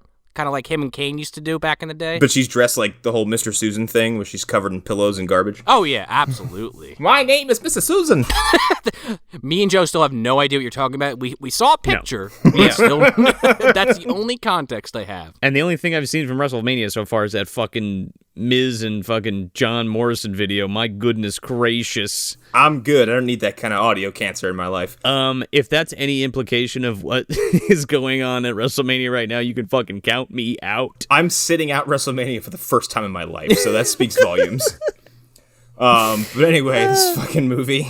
So then now I'm back on the radio again, and My friend Dudley got one through the chest. I mean, I don't know what the fuck happened to him. my friend Dudley fucking took one for the team last night. He disappeared, and if you see him, I'm gonna, this one's for you, Dudley. I'm gonna play some fucking Hank Williams. Here we go. This is where I was like, either you're the DJ from the Warriors or you're omniscient. Like, Question 1. Did they find the patrol car? Question 2. If they did they see all the green shit on the inside of the patrol car? This man's chest was bursted out. It was blowing the fuck out. Oh, wait. Yeah, some bone matter or something, maybe? I guess, but there's got to be blood and shit all over the place, right? We come back, and it's just a fucking hole in the ground. Yeah. And there's no car or anything. Does he eat the car? Does he get in it like Harrison Ford? Does he drive it around? Who fucking knows? Does he drive it into a lake? Could be. I wish I could remember the name of that movie to finish that reference, but I can't remember it. Which one? That one where Harrison Ford, it kind of ruins the movie. What Lies Beneath? Yeah. Yeah. Sean, don't you dare spoil a 20-year-old movie. How dare you? I know, right? Well, I just watched it recently, so it was new to me. That's only been parodied in fucking everything. Has it really? Oh, God. Yeah. I think the Scary I've been Movie... missing out, man. The Scary Movie 2 marketing hinged on that movie. Like, they did. gave away certain reveals for What Lies Beneath in the marketing for Scary Movie 2. Yeah. Tim Curry's on a fucking slab. Well, my point is, was he like Harrison Ford fucking dropping it in a lake? Because I don't think this thing can drive a car. I mean, they say it's intelligent, but I don't think it's that intelligent. It's only got one hand. I think it's too slimy to grip a wheel. Yeah, maybe. Uses those tentacles, man, wraps it around and just fucking starts driving. It's weird because, like, it has a tentacle, but I'm pretty sure it's its tongue at one point, and then it has a hand at another point. Yeah, it's got various we never see all of this stuff in one shot. Like, they're all very separate. And even when, like, you get a clear shot of it, you're like, all right, so where's its hands? Where's its tentacles? Where's the rest of it? This thing's got to be constantly mutating because, like, on the cover art, the poster art, it's like a bipedal monster with 2 arms and 2 legs. But in the movie, like, its tongue is shooting out and wrapping around people's necks, and then at one point it's just like a fat larva thing, and then the other times it has one hand but not another hand. I would be interested to see, or rather to find out, like the order the order this was filmed in. Yeah. Just to kind of get a better idea of like what the fuck happened behind the scenes. No idea. Yes, so then we cut back to Garson, who's I thought was Carson, but I looked it up and it's fucking Garson, Martin Landau's character. And he's like, they're in a lab and they're like processing that green shit, but we don't see Mort like give it to Martin Landau. He just has it. Right. Yeah, and he has his assistant loading it into like a petri dish. No, he's loading it into a fucking pestle and mortar, and I'm like, what are you doing with that? Oh, right, yeah. What is he, fucking making a potion out of it or something? He's like practicing fucking alchemy or some shit. Like, what is he doing? He's like, wow, this thing's really radioactive. Wow, it sure is. Where'd you get this? Oh, the nuclear fucking power plant? Okay. He's gonna sell it to Toys R Us. It's called fucking goop. Or whatever. He's making a homunculus. Watch out, that's how you get Cumdor. Yeah, buried underground. Fucking wait 4 weeks, out comes a fucking 4-leaf clover on top of Cumdor. We don't know how they're connected, but that's usually what happens. No, but don't eat it, that's for sure. So yeah, then Martin Landau's like, look at these readings on my seismograph, even though what's happening? And he's like, there are 96 rads, that's really high radiation. Maybe I should go to the site and make sure nothing's leaking. Pop some Rad-X. Yeah, dude, you gotta fucking put that rad suit on. Which I kind of was waiting for this entire movie, and no one wears one. No. Which is odd, because I don't care how confident you are that there's nothing wrong. Like, there's no radiation leaking out of this fucking dump site. You don't go in there with no protection on. Well, right, no, but like we were saying earlier, he's gonna go fucking camping there. He's got a fucking tent and a sleeping bag and a shotgun, I guess, just in case. And you think it's like just like a news thing, like he's just doing it, like putting it on for the news lady, but he actually goes motherfucking camping there to like do some tests. Well, and he tells the reporter, he's like, yeah, I'm really doing it. Why don't you join me? And then later, she fucking is there interviewing him while he's there with all this shit under his arms. Like he's going out to fucking Skinwalker Ranch or some shit. Like, yeah, Bigfoot's gonna come out of this fucking portal. Well, then we go to this fucking mayor's house, and he's like lounging on his bed, and his wife's like rushing around like, we have a party tonight, and like, you need to get changed. He's like, I don't want to go to your fucking party. I hate all your friends. She's like, Your family's going to be here, too. He's like, yeah, whatever. I don't give a shit. I need my potatoes to be okay. That's all I care about. And this bottle in my fucking pocket. Yeah, but then, like, right after that, it's so weird because we cut to Mort and he's, like, in his bed now, watching TV. Yeah, watching TV, and he has his Alley Oates moment. Oh, dude, he falls asleep and has a fucking weird monochromatic dream. What the fuck is this dream? I kind of love it. He's like in a plane with the professor or the doctor. Yeah, with the professor, he's sitting there eating a fucking Crunch bar, He's just like, I don't know why I'm here. playing the xylophone. I don't know. My mom said I couldn't go on planes, but I also can't have chocolate, but here I am. Richard's in the back, fucking taking notes. Takes his glasses off. They just about crashed the damn thing. Oh, well, they're doing it anyway.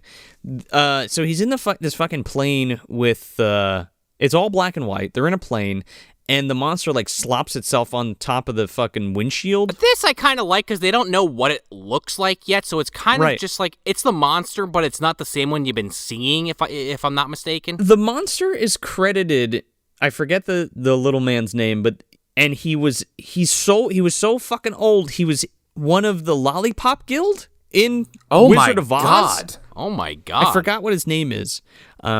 But he's credited as the monster in this film, like doing stunts as the monster. And in this particular scene, yeah, it totally looks like a little person in a suit. But I don't know how much of that... This is definitely like where your comedy comes in, because this is totally like a Twilight Zone Wizard of Oz joke. We're trying to channel some fucking David Lynchian vibes here, and, it's kind of cool. Like, I kind of dig it. Like, I like it, Stop trying to figure it out, okay?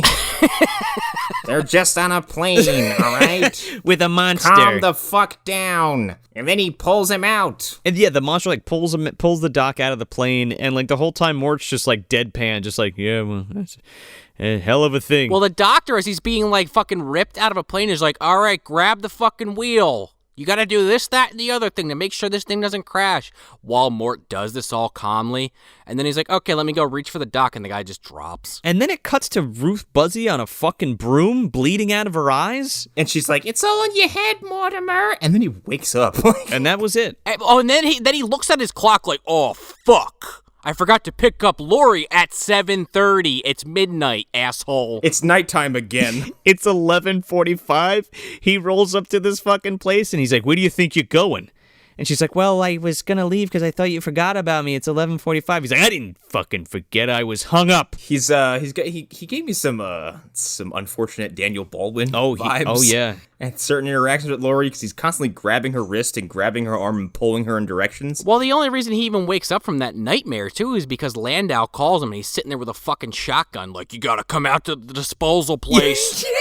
There's some weird shit happening, dude. Fucking love his elephant gun, by the way. His giant fucking shotgun. But yeah, he picks up Lori and he's like, whoa, why did you leave? She's like, it's 11:45. I wanted to go home. And he's like, I was sleeping.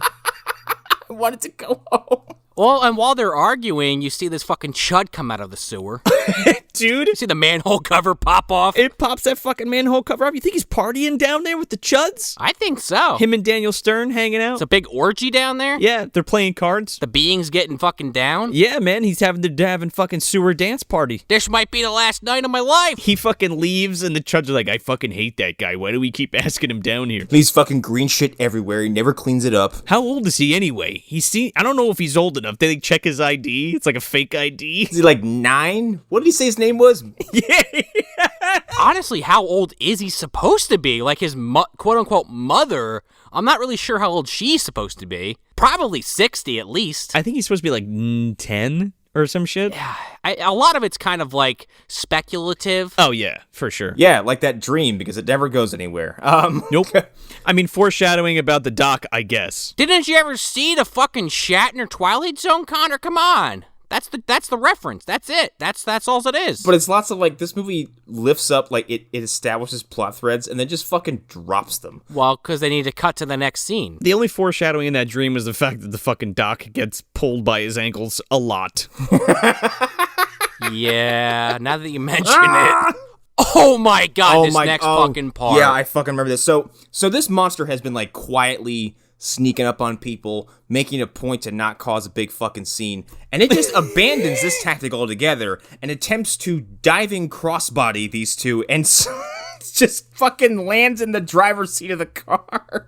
Mort goes to open this fucking car door and literally opens it, and this thing flies off side of the screen into the car, and he slams the door shut, and they fucking run into the diner. And it's very clearly just someone who took a dummy and just fucking aggressively chucked it against the side of a car. Because it put some slime on it and just threw it in there. It slams against the inside and just like... That is, and it was the one from the fucking drive-in. That must be the one that they made out of like fucking pillows or some shit. It didn't matter if it got fucked up. Yeah, it looks like a larva or something, like a worm. Yeah, at this point. It's cockroach Mark Hamill. Yeah. I can't wipe my ass. Don't you kill me? I hate macaroons. Oh man, you think you think Doc like made like a cure and put him in macaroons and just didn't tell anybody, but they just decided to kill this thing? Yeah, I believe it. And the kid didn't like macaroon, didn't like coconut. That delicious coconut fucking fuzz drizzled thingies. Yeah, they hide out in the diner because I guess there's only so many places in this town to go to. It's like, we can hide in the diner or the potential, massage parlor. Do you think Steven Spielberg saw this movie? No, 0. Why do you ask? Because this is awful akin to the Velociraptor Yes, it is. kitchen scene. Because they go to the back door. I don't know what their fucking plan is, but they go to the back door of the diner, and this thing is already there. Because again, like we've established, it teleports all over the place. And so they lock the door and they go in, but then they see. This makes no sense. It's at the back door. Mortimer fucking closes the door. He turns around. Laurie's gone. And there's like the door to come into the back kitchen area is like swinging. So like Joe was saying, he's creeping around trying to find this thing. Also, he pulls a fucking butcher knife that I guess they just keep lodged behind an electrical socket. Yeah, I don't know what the deal is with that, but it looks cool, the way it's lit. Yeah, it looks cool, and I guess it's like, in case someone tries to attack me in the kitchen. Oh, that's the stabbing knife. Yeah. Or if you need to fucking cut some potatoes or something, I don't know. That's the protection knife, not the peeling knife. The home protection cooking knife. But like Joe's saying, the way he is fucking shuffling around this kitchen. Dude, he's crawling around. He's like banging on the floor with a fucking ladle. Yeah. No, he's not doing that. But trying to get the fucking metal draw down so we can crash into it. He sees the being, but like it sees his reflection, and he's like trying to fucking close the fucking thing. No. He's walking around and he sees it like, I don't know what, jerking off in the fucking freezer? What is it doing? I think it's like chowing down like on a fucking some kind of steak or something. I thought he was eating Lori, but he's like, oh god, Lori. And then she slams the fucking freezer door and locks it in there. She's like, there, hero of the movie, I did your job. And it freaks the fuck out. But unfortunately, they've learned to open doors, and Ellie has not secured the door locks. Well, that puts them above the aliens from Signs. Well, she turns the light on and it freaks out, and that's when you first find out that it's sensitive to light. Yeah, because it like starts getting all fucked up. And then they call the mayor. They're like, Mayor, we got the being TM in the freezer. You got to come check this shit out. And apparently Lutz was like, bring everything. Bring the FBI. Bring the police. Bring the army. Bring everything but the... Bring the whole fucking army. Help. The leprechaun's attacking. Bring everything but the National Guard for some reason. So he has this like nice suit on, this blue powder fucking suit for his wife's party. And he comes in. He immediately fucking unholsters his fucking handgun. He's like, where is it? Mayor's packing heat. Well, it's Idaho, dude. Everybody has guns. Yeah. Everybody has guns. Open carry. Opens the fucking freezer door, and, like, there's a camera pan across the room, and it's like, nothing. Ominous red and green pile of goop, nothing. He's like, what's the big deal? There's a big slop of shit on the floor. Is that supposed to impress me? Yeah, I'm supposed to be impressed by this pile of boogers. This puddle of goo. And then he goes to Mort. He's like, by the way, you fuck up one more time, you're fired.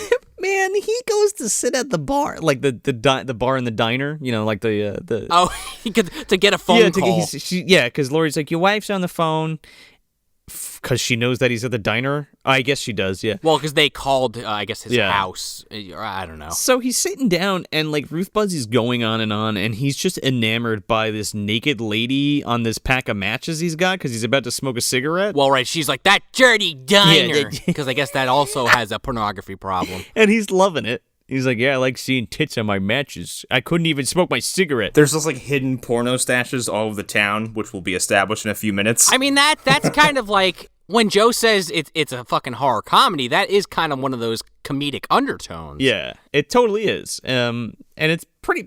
There's a lot of intentional comedy in this, and it's pretty funny. Because he leaves, and then, Lori and Mort go to leave, and they see, like, goop marks all over the fucking sidewalk. They're like, it got out! And they start fucking running down the street. Someone's icy melted on the sidewalk. Someone dropped a bag of ice. The blob fucking moved through here. Oh, these people would be fucked if the blob came to their town, okay? Oh, yeah. Yeah. But then they come across these three good old boys. These 3 Warriors rejects who gangs all kicked them out or something. Maybe. Who were sitting in front of this garage door with brooms and like wacky outfits. I'm like, are you 45-year-old street ruffians? Like, No, man, they're the sweepers. They fucking hit you with the Bible and sweep that fucking smut away. Sure. Yeah, well, that's the gang. That's the. Yep. We're the toughest gang in Idaho. We're the sweepers. We're gonna beat you down with the good word of the Lord. The good book's gonna beat you. We might be the only gang in Idaho. That doesn't make us not the toughest.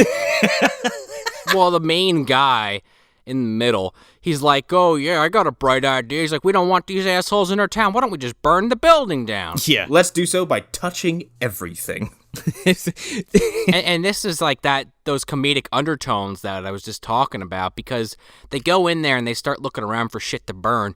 And this guy who came up with the idea to burn it down finds this fucking stack of Playboys and is just sitting there reading them. Well, quote unquote reading. It's like the Woods porno, but like in a fucking a warehouse. Dude, Charlie strikes again. It's Easter. Charlie brings the fucking Playboys for everybody. Oh my god. Good reading. Good reading. It's culture. Good American culture. Well, the guy's sitting there reading the Playboy, and he's like calling the other guy over to like basically, look, these people are fucking trying to ruin our town. And then he's like, actually, never mind, as he sits there and is looking at the double spread. Look at this centerfold. It's ruining our town. Hey. Something weird's happening inside my pants. So he stuffs fucking Charlie Bounty Hunter's porn in his jacket, and he hears like Willis get fucking sucked underneath the garage door. Again, because this being just teleports wherever the fucking director tells him to go. Yeah. And its superpower is grabbing you by the ankles and dragging you away. And then he's yelling for John, the other guy John, and he's yelling for fucking Willis, and nobody's to be found. And he's like, it's okay. They abandoned me because they're all a bunch of pussies, but I got the Bible. I got the Lord's word in my hand. We're going to fucking, we're going to do this. We're going to burn this fucking thing down. He goes outside, and the fucking tentacle wraps around this guy's neck and throws him through the fucking window of this place. Yeah. This is also an awesome stunt. Yeah, it's really cool. Yeah, because this is also like the first time you see the tentacle, and then he relies on it heavily throughout the rest of the movie. Yeah. It's like he gets a new ability. Well, then, it's nighttime in this scene, and then we go to, like, I don't know, midday, and this fucking old woman's at the dump site like, Michael! Yeah. Michael, where are you? Yeah, what is she doing there? I don't know. She's on the set of fucking Hardware, and she's screaming for her kid. They just need to establish again that this woman's A, crazy, and B, looking for her son, I guess. This is what you want. This is what you get. Like, yeah. It's just like pumping in the background. But yeah, she's like there dressed like Enya, and she's just like fucking, she's walking around in this like the edge of this lake where there's just Duke Nukem barrels all over the place. And she's just, Michael! And then she just leaves. Again, the editing. We're talking about all this shit happening at the, essentially concurrently this Rapid night. Fire, dude. Why the fuck are we going from a dark scene to this like midday? It's pretty fucking bright out from what I recall. It's like Twilight. Back to it's also the same night where Landau's fucking there with the fucking shotgun waiting for Mortimer to get there. Right, it's the same fucking night. It's like it literally happens 5 minutes later. We go back to him. Yeah, imagine he calls up Lutz. He's like, I see something. There's something dressed in white. I'm gonna take aim at it. Well, because we go from this scene to like one more like radio fucking part, And then we go to the mayor's wife's party. She calls it an Easter recital? For her and her 9 rich friends, I guess. I guess. And they And her husband's family, supposedly? I guess. They fucking bring in the chick from Midsommar and she starts singing. She comes in and starts tiny Timming all over the place. She just comes in, tiptoe by the window. She's singing some shit. What is it? She's singing Beautiful Dreamer. Beautiful Dreamer, yeah. And I guess the mayor got home, but, like, hasn't gotten in yet. He's got to take a few sips out of his flask before he, like, before he goes in to fucking talk to his party guests. Dude, he's hooching in the fucking car hard. He's like, fuck, I gotta deal with my family and these assholes. And these 2 skeletal hands come out of his fucking Coors Light containers in front of him. Man, you think that was Rawhead? I kind of wish it was, but unfortunately it was the being because, again, teleportation powers. Wherever they point the camera, that's where he goes. I fucking died at the scene because so this thing bursts out from behind these fucking boxes, and this guy puts his fucking car in reverse and floors it and backs out and breaks right through his fucking garage door and then just drives out of the movie. Yeah. Somehow this asshole makes it out alive. Even his wife comes outside like, what the fuck? Yes, what the fuck? Dude, she pays for it. She sure does. She fucking gets tentacled around the neck and hits that fucking high note. She goes, oh, and then it cuts. All right, well, that part was actually pretty fucking funny. Because you have that bad singing in the background. And I think we go right back to the dump, the radioactive waste dump. Yeah, and this is why I kind of had that whole thought the whole movie about this guy kind of being shady, because when Mortimer gets there, he's like, what the fuck are you trying to cover up, Doc? Maybe just Mortimer thinks that? I don't really get that whole angle. Sure, but like it's also that thing where like we never have a moment with Mortimer alone where he's being, a bad guy. Well, and that's why earlier I referred to him as fucking Haggerty Light, because think about elves. Yeah. Like Haggerty, at least, like as low energy he is, he at least has like some stake in the fucking plot, and he investigates it, and he comes to his conclusions, and that movie happens. This film, other than this guy being a cop and trying to figure out what this green goo is and try these bodies, like there's never any mention of some conspiracy that he's fucking looking into. It's not like John Hurt and Chud, where he's like trying to find out like what they're covering up. It's just kind of shoehorned in there. Yeah, you're right. And he kind of falls into it. Like again, like it's happening under his nose, and I guess like it's just slipping through the cracks, and he's not even noticing. I guess he's also lazy and passive and doesn't really make an effort to like really search for clues or do any police work. No, he just sits in his tent with his gun and he's like, something's wrong here. Yeah. Oh, I was talking about Lutz, but yeah, him too. Oh, yeah. yeah. Garson's solution is like, I'll go just look at stuff. Yeah, exactly. Landau tells him about this fucking shed on the property finally. Wow, we gotta go check this out. Look what I found. The Shag Shack? Yeah, what the fuck, dude? He made like a spank shack out there, this place. He like collects porno and trinkets and stuff. Yeah, it's a weird thing they set up where it's like, oh yeah, he takes stuff from all the people he's eaten, but why and when and... Is he a serial killer? Maybe. I don't actually eat these things for pleasure. I just, the kill is the pleasure. The kill's the pleasure, and I collect stuff. Like, look at my collection. But, like, the walls are plastered with Playboys. Yeah! You think that's why he killed that guy? Because he was like, oh, you took my fucking Playboys. Oh, maybe. Yeah, that was like his secret stash that he didn't have in the fucking shed. He was going there to pick it up. Yeah, probably. Maybe the being is a metaphor for pornography and the evil. Nothing. In fact, maybe that's why he was at the mayor's house. He had to get that Coors Light. He was dry. It was Bud Dry, dude. Yeah. And then he just killed the mayor's wife for fun. Just for kicks, dude. And he's got that fucking bike there from the Easter egg hunt prize. He's got that there. I did like that. I'm like, okay, I guess that's from the Easter egg hunt. Also, Dudley's police badge is just on top of this pile of garbage, and Lutz has no reaction. He's like, oh, Dudley. That's Dudley's all right. Anyway.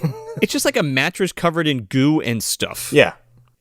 Also, this made me think of Watchers, but not the movie because they don't do it in the movie. But in the book, there was a few parallels with the book and this movie because in the book the the bioengineered monster in the book is like super intelligent and ends up like being able to talk at the end of the book, which was really fucking creepy.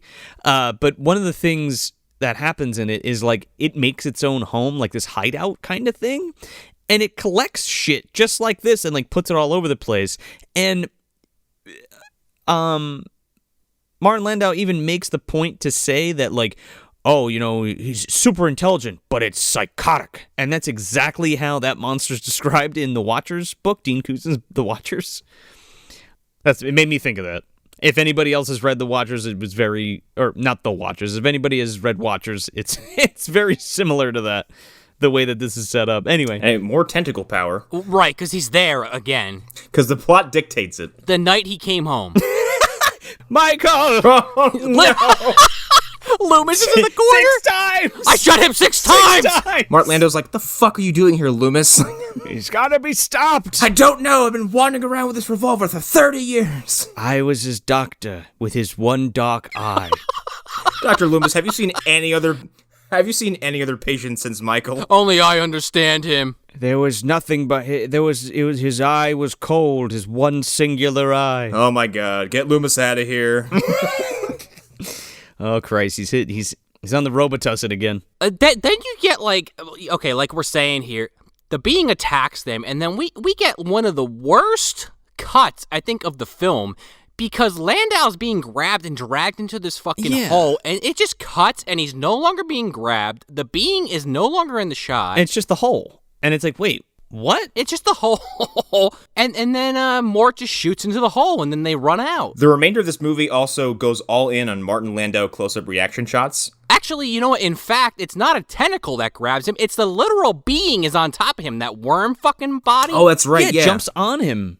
But the second time, it's he jumps on him, but that first time, you see the fucking tentacle come out of its fucking mouth, its tongue. I guess my point is, this thing is literally on top of him. They cut, it is no longer on top of him and in the hole. No passage of time. I think they flash a light on it or some shit. That might have been a thing. Maybe, unless they just didn't have that in the digital cut for Maybe, some reason. I don't know. Don't they, it's got like the tentacle wrapped around him and Lori like fucking chops. Oh yeah, she pulls a hatchet out of a pile of garbage and cuts the tentacle off. Yeah, she chops it with a fucking axe or some shit, and then it like retreats back into the hole again. Like it's weird. It's very choppy. And then don't they all collectively step through a portal and they're just at the police station? No, they go into the truck? Question mark? Well, they go in the car for like a hot second, and then they're just like Connor said, they're magically in the police station. And they're like pulling rifles off the wall. And this is where you get this scene where Mortimer pulls Lori to the side. They're in the car and this thing grabs him again. And it's just a close-up shot of Martin Landau's face. And then we just cut to the fucking police station. Oh, that's right. Yeah, it's weird as fuck. Like, what is it, in the car? I don't know. Really poorly put together. But yeah, they're in the police station. And they're grabbing these rifles. Yeah, they look like they're going to be armed to the teeth. And they're just not. There's 3. But yeah, then he pulls Lori aside, and he's like, you can't come with us because it's dangerous, and there's only 10 people left in this town, so we can't lose any more.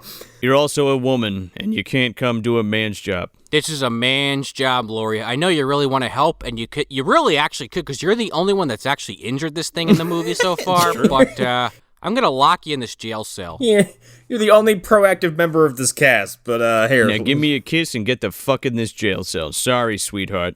You're out of the movie. Goodbye. Well, not really. But yeah, he kisses her and then pushes her into a jail cell and locks it. By the way, this jail cell is tiny and looks like it's in some kind of industrial factory. And by the way, she's definitely breaking up with his ass after this is all over. Oh yeah, a fucking rookie move. Oh yeah. And then we find out that the witch her name is Marge, who's Michael's mother, and she's just there at the police station, and she's like, "Hey, Marge is here. Keep you company." Yeah, just walking around. Well, we get this from Officer Exposition, who has never been seen before and is never seen again. He's like the third police officer to work in this town. Yeah, because he lets Lori out of the cell. He's like, "Yep, Mortimer said after 5 minutes, let her out." And she goes out there, and she's like, "Marge, what are you doing out here?" She's like, "Michael, I have to go to Michael." She's like, "What?" She's like, "You gotta go home, Marge." She's like, "Oh, thanks for walking me home. You know, nobody gives a shit about me. thanks. And she has green slime all over the fucking handrail. She just goes, oh my God, wait, do you see this? Marge, what is this shit? And she's like, oh, that's Michael's slime. Bye. Bye. And she runs into the house. She goes into the house, and then fucking Lori goes in after her, and she kind of looks around and I guess sees how disheveled it is.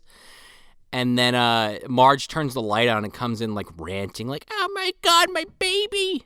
I think that's it. And then we cut back to Landau and fucking Mort like back at the radiation site, and they're like sitting in a. Are they driving there first? Because then we have the. Well, they do, but when they get there, they're sitting there hashing their plan out. Yeah, and he's like, what do you think this is, Doc? And he's like, I don't know. He's a fucking genetic freak. He's a mutation caused by the radiation. And again, it's like that Watchers thing where it's like he's extremely intelligent, but he's fucking psychotic. And then it goes back to It's Alive, and it's like there's dumps all over the U.S. There's gonna be more of these monsters. Apparently, I don't know how he comes to that conclusion, but sure. And then this fucking monster's like licking the back window or something, and they shoot it. And then he's like, "Oh my God, he's here already!" Damn it, we were wasting time talking. Well, instead of having this conversation on the ride over, or at the police station. Dude, they fucking shoot this thing through the back window, and then they floor it, and they end up jumping out of the car, and the car's just driving with this monster in it, and then Mort shoots it and it fucking explodes. Yeah, after it crawls to a fucking stop. Here's the thing, he shoots this 30 yards away with a fucking like buckshot elephant gun, and this car goes up in one shot. Oh yeah, he fucking pinks it. And Connor, you are you commonly mention this kind of stuff on the show, but I'm going to steal your spotlight for a second. I thought this movie was about to be over. Me too. And then I said, holy shit, there's 20 minutes left. What the fuck are they going to do for 20 minutes? Oh. Walk around for a little while. Yeah, they walk into like some kind of like abandoned factory laboratory thing with cyanide fucking tanks, with giant tanks of cyanide everywhere that are all labeled cyanide. Is this just like a warehouse for noxious chemicals on site of the radiation place? I guess. And the fucking and the cat. It's where they gather up all the chemicals that keep making speedsters and just dump them. Yeah, exactly. It's just like sulfuric acid, cyanide, radiation, toxic waste. Just a comic origin story disposal site. There's also a cat just in a closet that someone forgot about. And Landau thinks it's the funniest fucking thing he's ever seen in his whole life. Oh my God, he stops, he grabs his guts, he hugs Lutz. He almost goes Simon Basel on it, but he fucking holds back. I mean, I get it. You're going through all this shit, and to him, he's about to shit his pants because he thinks it's the monster, and it's like, oh, okay. Need a little bit of levity here after what we've been going through. But then he gets, like, hung up on this cat. It's kind of funny. It's like, because they're like, nothing here. All right, well. The whole reason this man dies is because of this cat. But yeah, he's like, all right, nothing here. Let's leave. Oh, wait, the kitty. And he's more, it's like, yeah, I guess, okay, let's get the cat. Mind you, they can't get the power to go on and the phone doesn't work, and they're in this fucking warehouse with this cat and the being. So they're calling for the cat. They know the fucking monster's in there. Dude, they walk past its entrails and neither of them see it on the ground. They actively step over its ripped apart carcass. They're like, where's that cat? Ooh, don't step in that. Ugh. Kitty. Psst. There's a bloody white thing. Yeah, but then like Mort finds the rest of it, and he's like, "Oh shit!" Yeah, as he says that, Landau gets grabbed by the feet. Dude, Landau gets grabbed by the feet and pulled into a fucking shelf like four times, and then is run across all the fucking shelves, and it's like knocking fucking boxes all over Mort and shit. This is like the horror movie version of the Naked Gun scene with the guy getting hit by like one explosion after another. I was gonna say, it reminded me of Freddy vs. Jason when Jason grabs Freddy and just drags him along those rows of windows and throws him out the fucking house. Yeah, maybe. Picture the opening scene from Jaws, except instead of water, cardboard boxes. And Martin Landau. Yeah. Martin Landau's the Finn.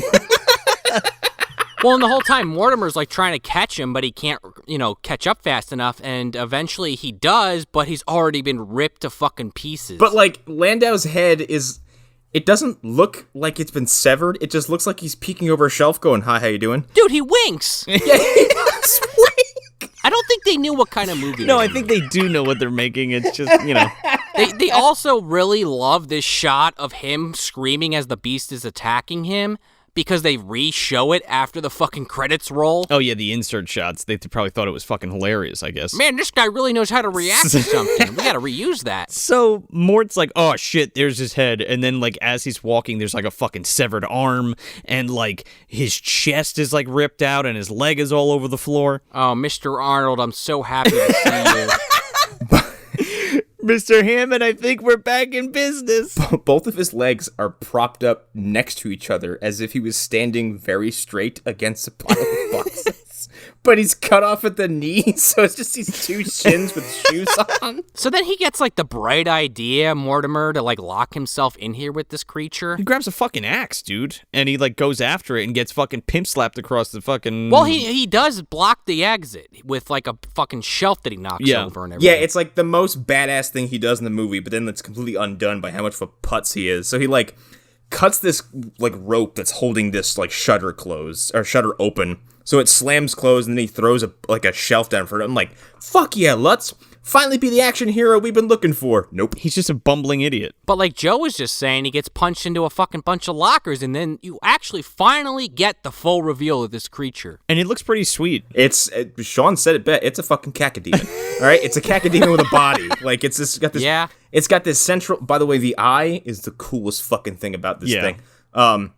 It's got one very visible eye with a very pronounced socket, and it's just constantly twitching and looking all over the place. Yeah, it looks like Birkin's shoulder. Yeah, and then it has very symbiote-esque teeth, and the rest of it looks like it has skin like the how do I describe this? Like fucking Freddy Krueger's face is its skin texture all over the place. Yeah, it looks like the Hungry Beast from TerrorVision, kind of. It looks like the TerrorVision tentacle. Yeah. With a mouth. It looks really cool. The lighting is really good in this, too. I like it. I think it's great. It's very haunted housey kind of lighting. I really dig it. Yeah.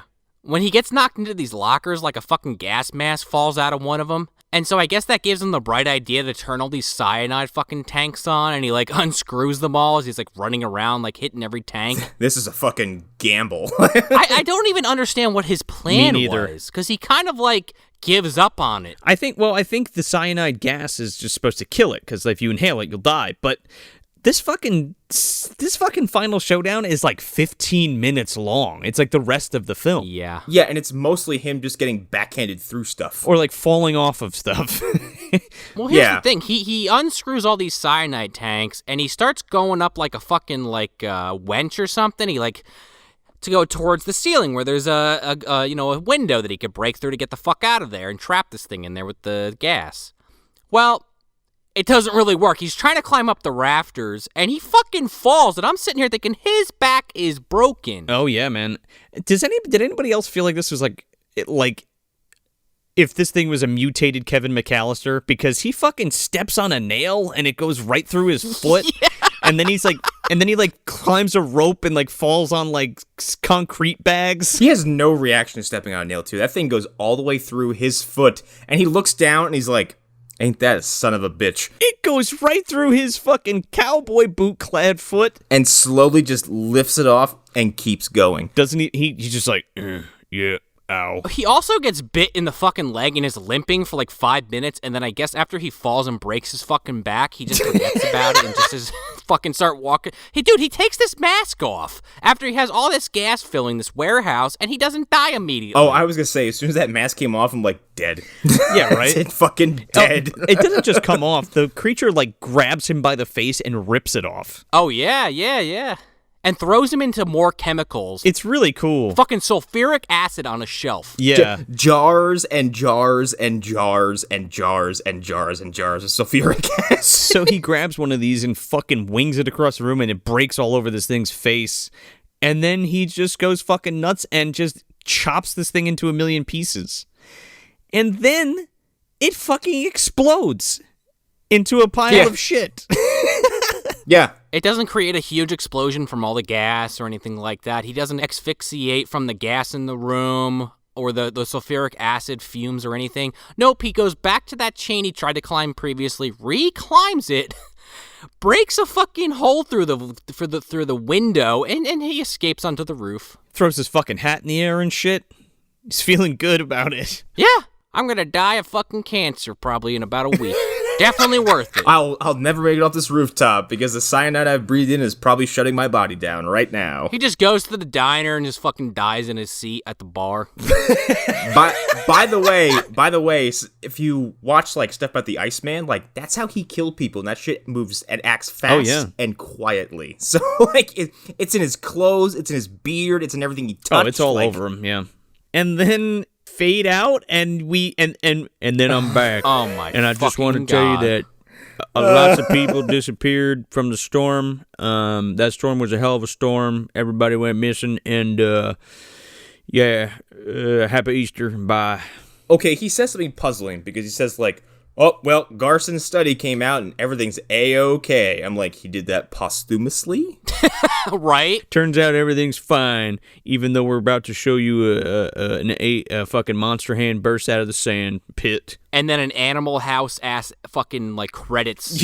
What the fuck was this? And I like how it opens up with like, Dr. Garson's body was donated to medical science. Yeah, like you couldn't just end on the hand coming out of the ground, which was like already a little like on the nose, but sure, why not? No, I'm fine with that. I like that. But yeah, like Connor just said, you have these like little title cards of what happened to each character. And it's like, fucking Mortimer went to Hollywood to become a stunt actor. Stuntman. What? And then, like I said earlier, they have the joke about the mayor being a fucking potato farm. The first potato farmer in the White House. He became president. Even though this was made after Jimmy Carter was in the office. I also like how Lori's was like, she continues to waitress somewhere else. Yeah, and fucking the witch, what's her name? Margaret? She moved away and still cooks for Michael, which is concerning. She lives, she said that she was last seen in Palisades, California, calling for her son Michael or some shit, looking for Michael. Yeah. Yeah. And then it just says Ruth Buzzy was never found. And that's the being. That's the bean. So where are we putting this? This is a fucking dumpster movie. Yup. This movie fucking sucks. Here's the thing. Like, 20 minutes into it, I was sitting there going, like, has Pluto Nash made me soft? Like, have I, like, experienced, like, are there no more bad movies left? And then, like, a half hour into this, I was like, oh, no, this is bad. This is a confusing mess with bad editing and bad acting and bad ADR and bad plot structure and stuff that gets set up and never followed up on and, like, incoherent time and... Like I said, the editing is like the movie's biggest sin because you lose where you are and when you're supposed to be so often that it becomes distracting. Like when you watch a man jump across railroad tracks and then the minute his feet touch the ground, it's several hours later. It's confusing. I wouldn't say this is like a movie that's bad like Pluto Nash is bad, with just like nothing about it is redeemable and you're sitting there just like wanting to drill into your temples in the hopes that you feel something. Hey, that would have worked if you didn't stop me. Sometimes you catch me off guard with those. But however, this movie is amusing in how incompetent it can be sometimes. And just the what the fuckery of it kind of makes it endearing. So it is a dumpster movie, but it's also worth watching, I guess. It's a weird thing I had said right there. Yeah, it's terrible, but I kind of liked it. But yeah, it's really bad. Shelf. It's on the shelf. Of course it is. I knew it. Yeah. Yeah, I mean, what's not to like about this? This is truly one of those so bad it's good flicks.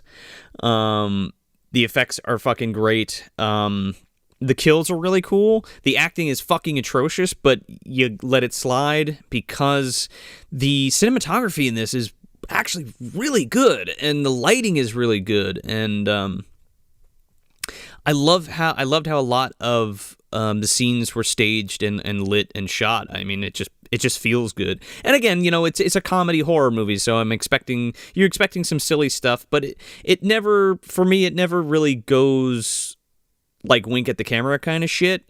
It's just like recurring jokes again, like oh, the storm took the 5 people or whatever. Like I think that's funny. Like I like that kind of cheesy jokes like that.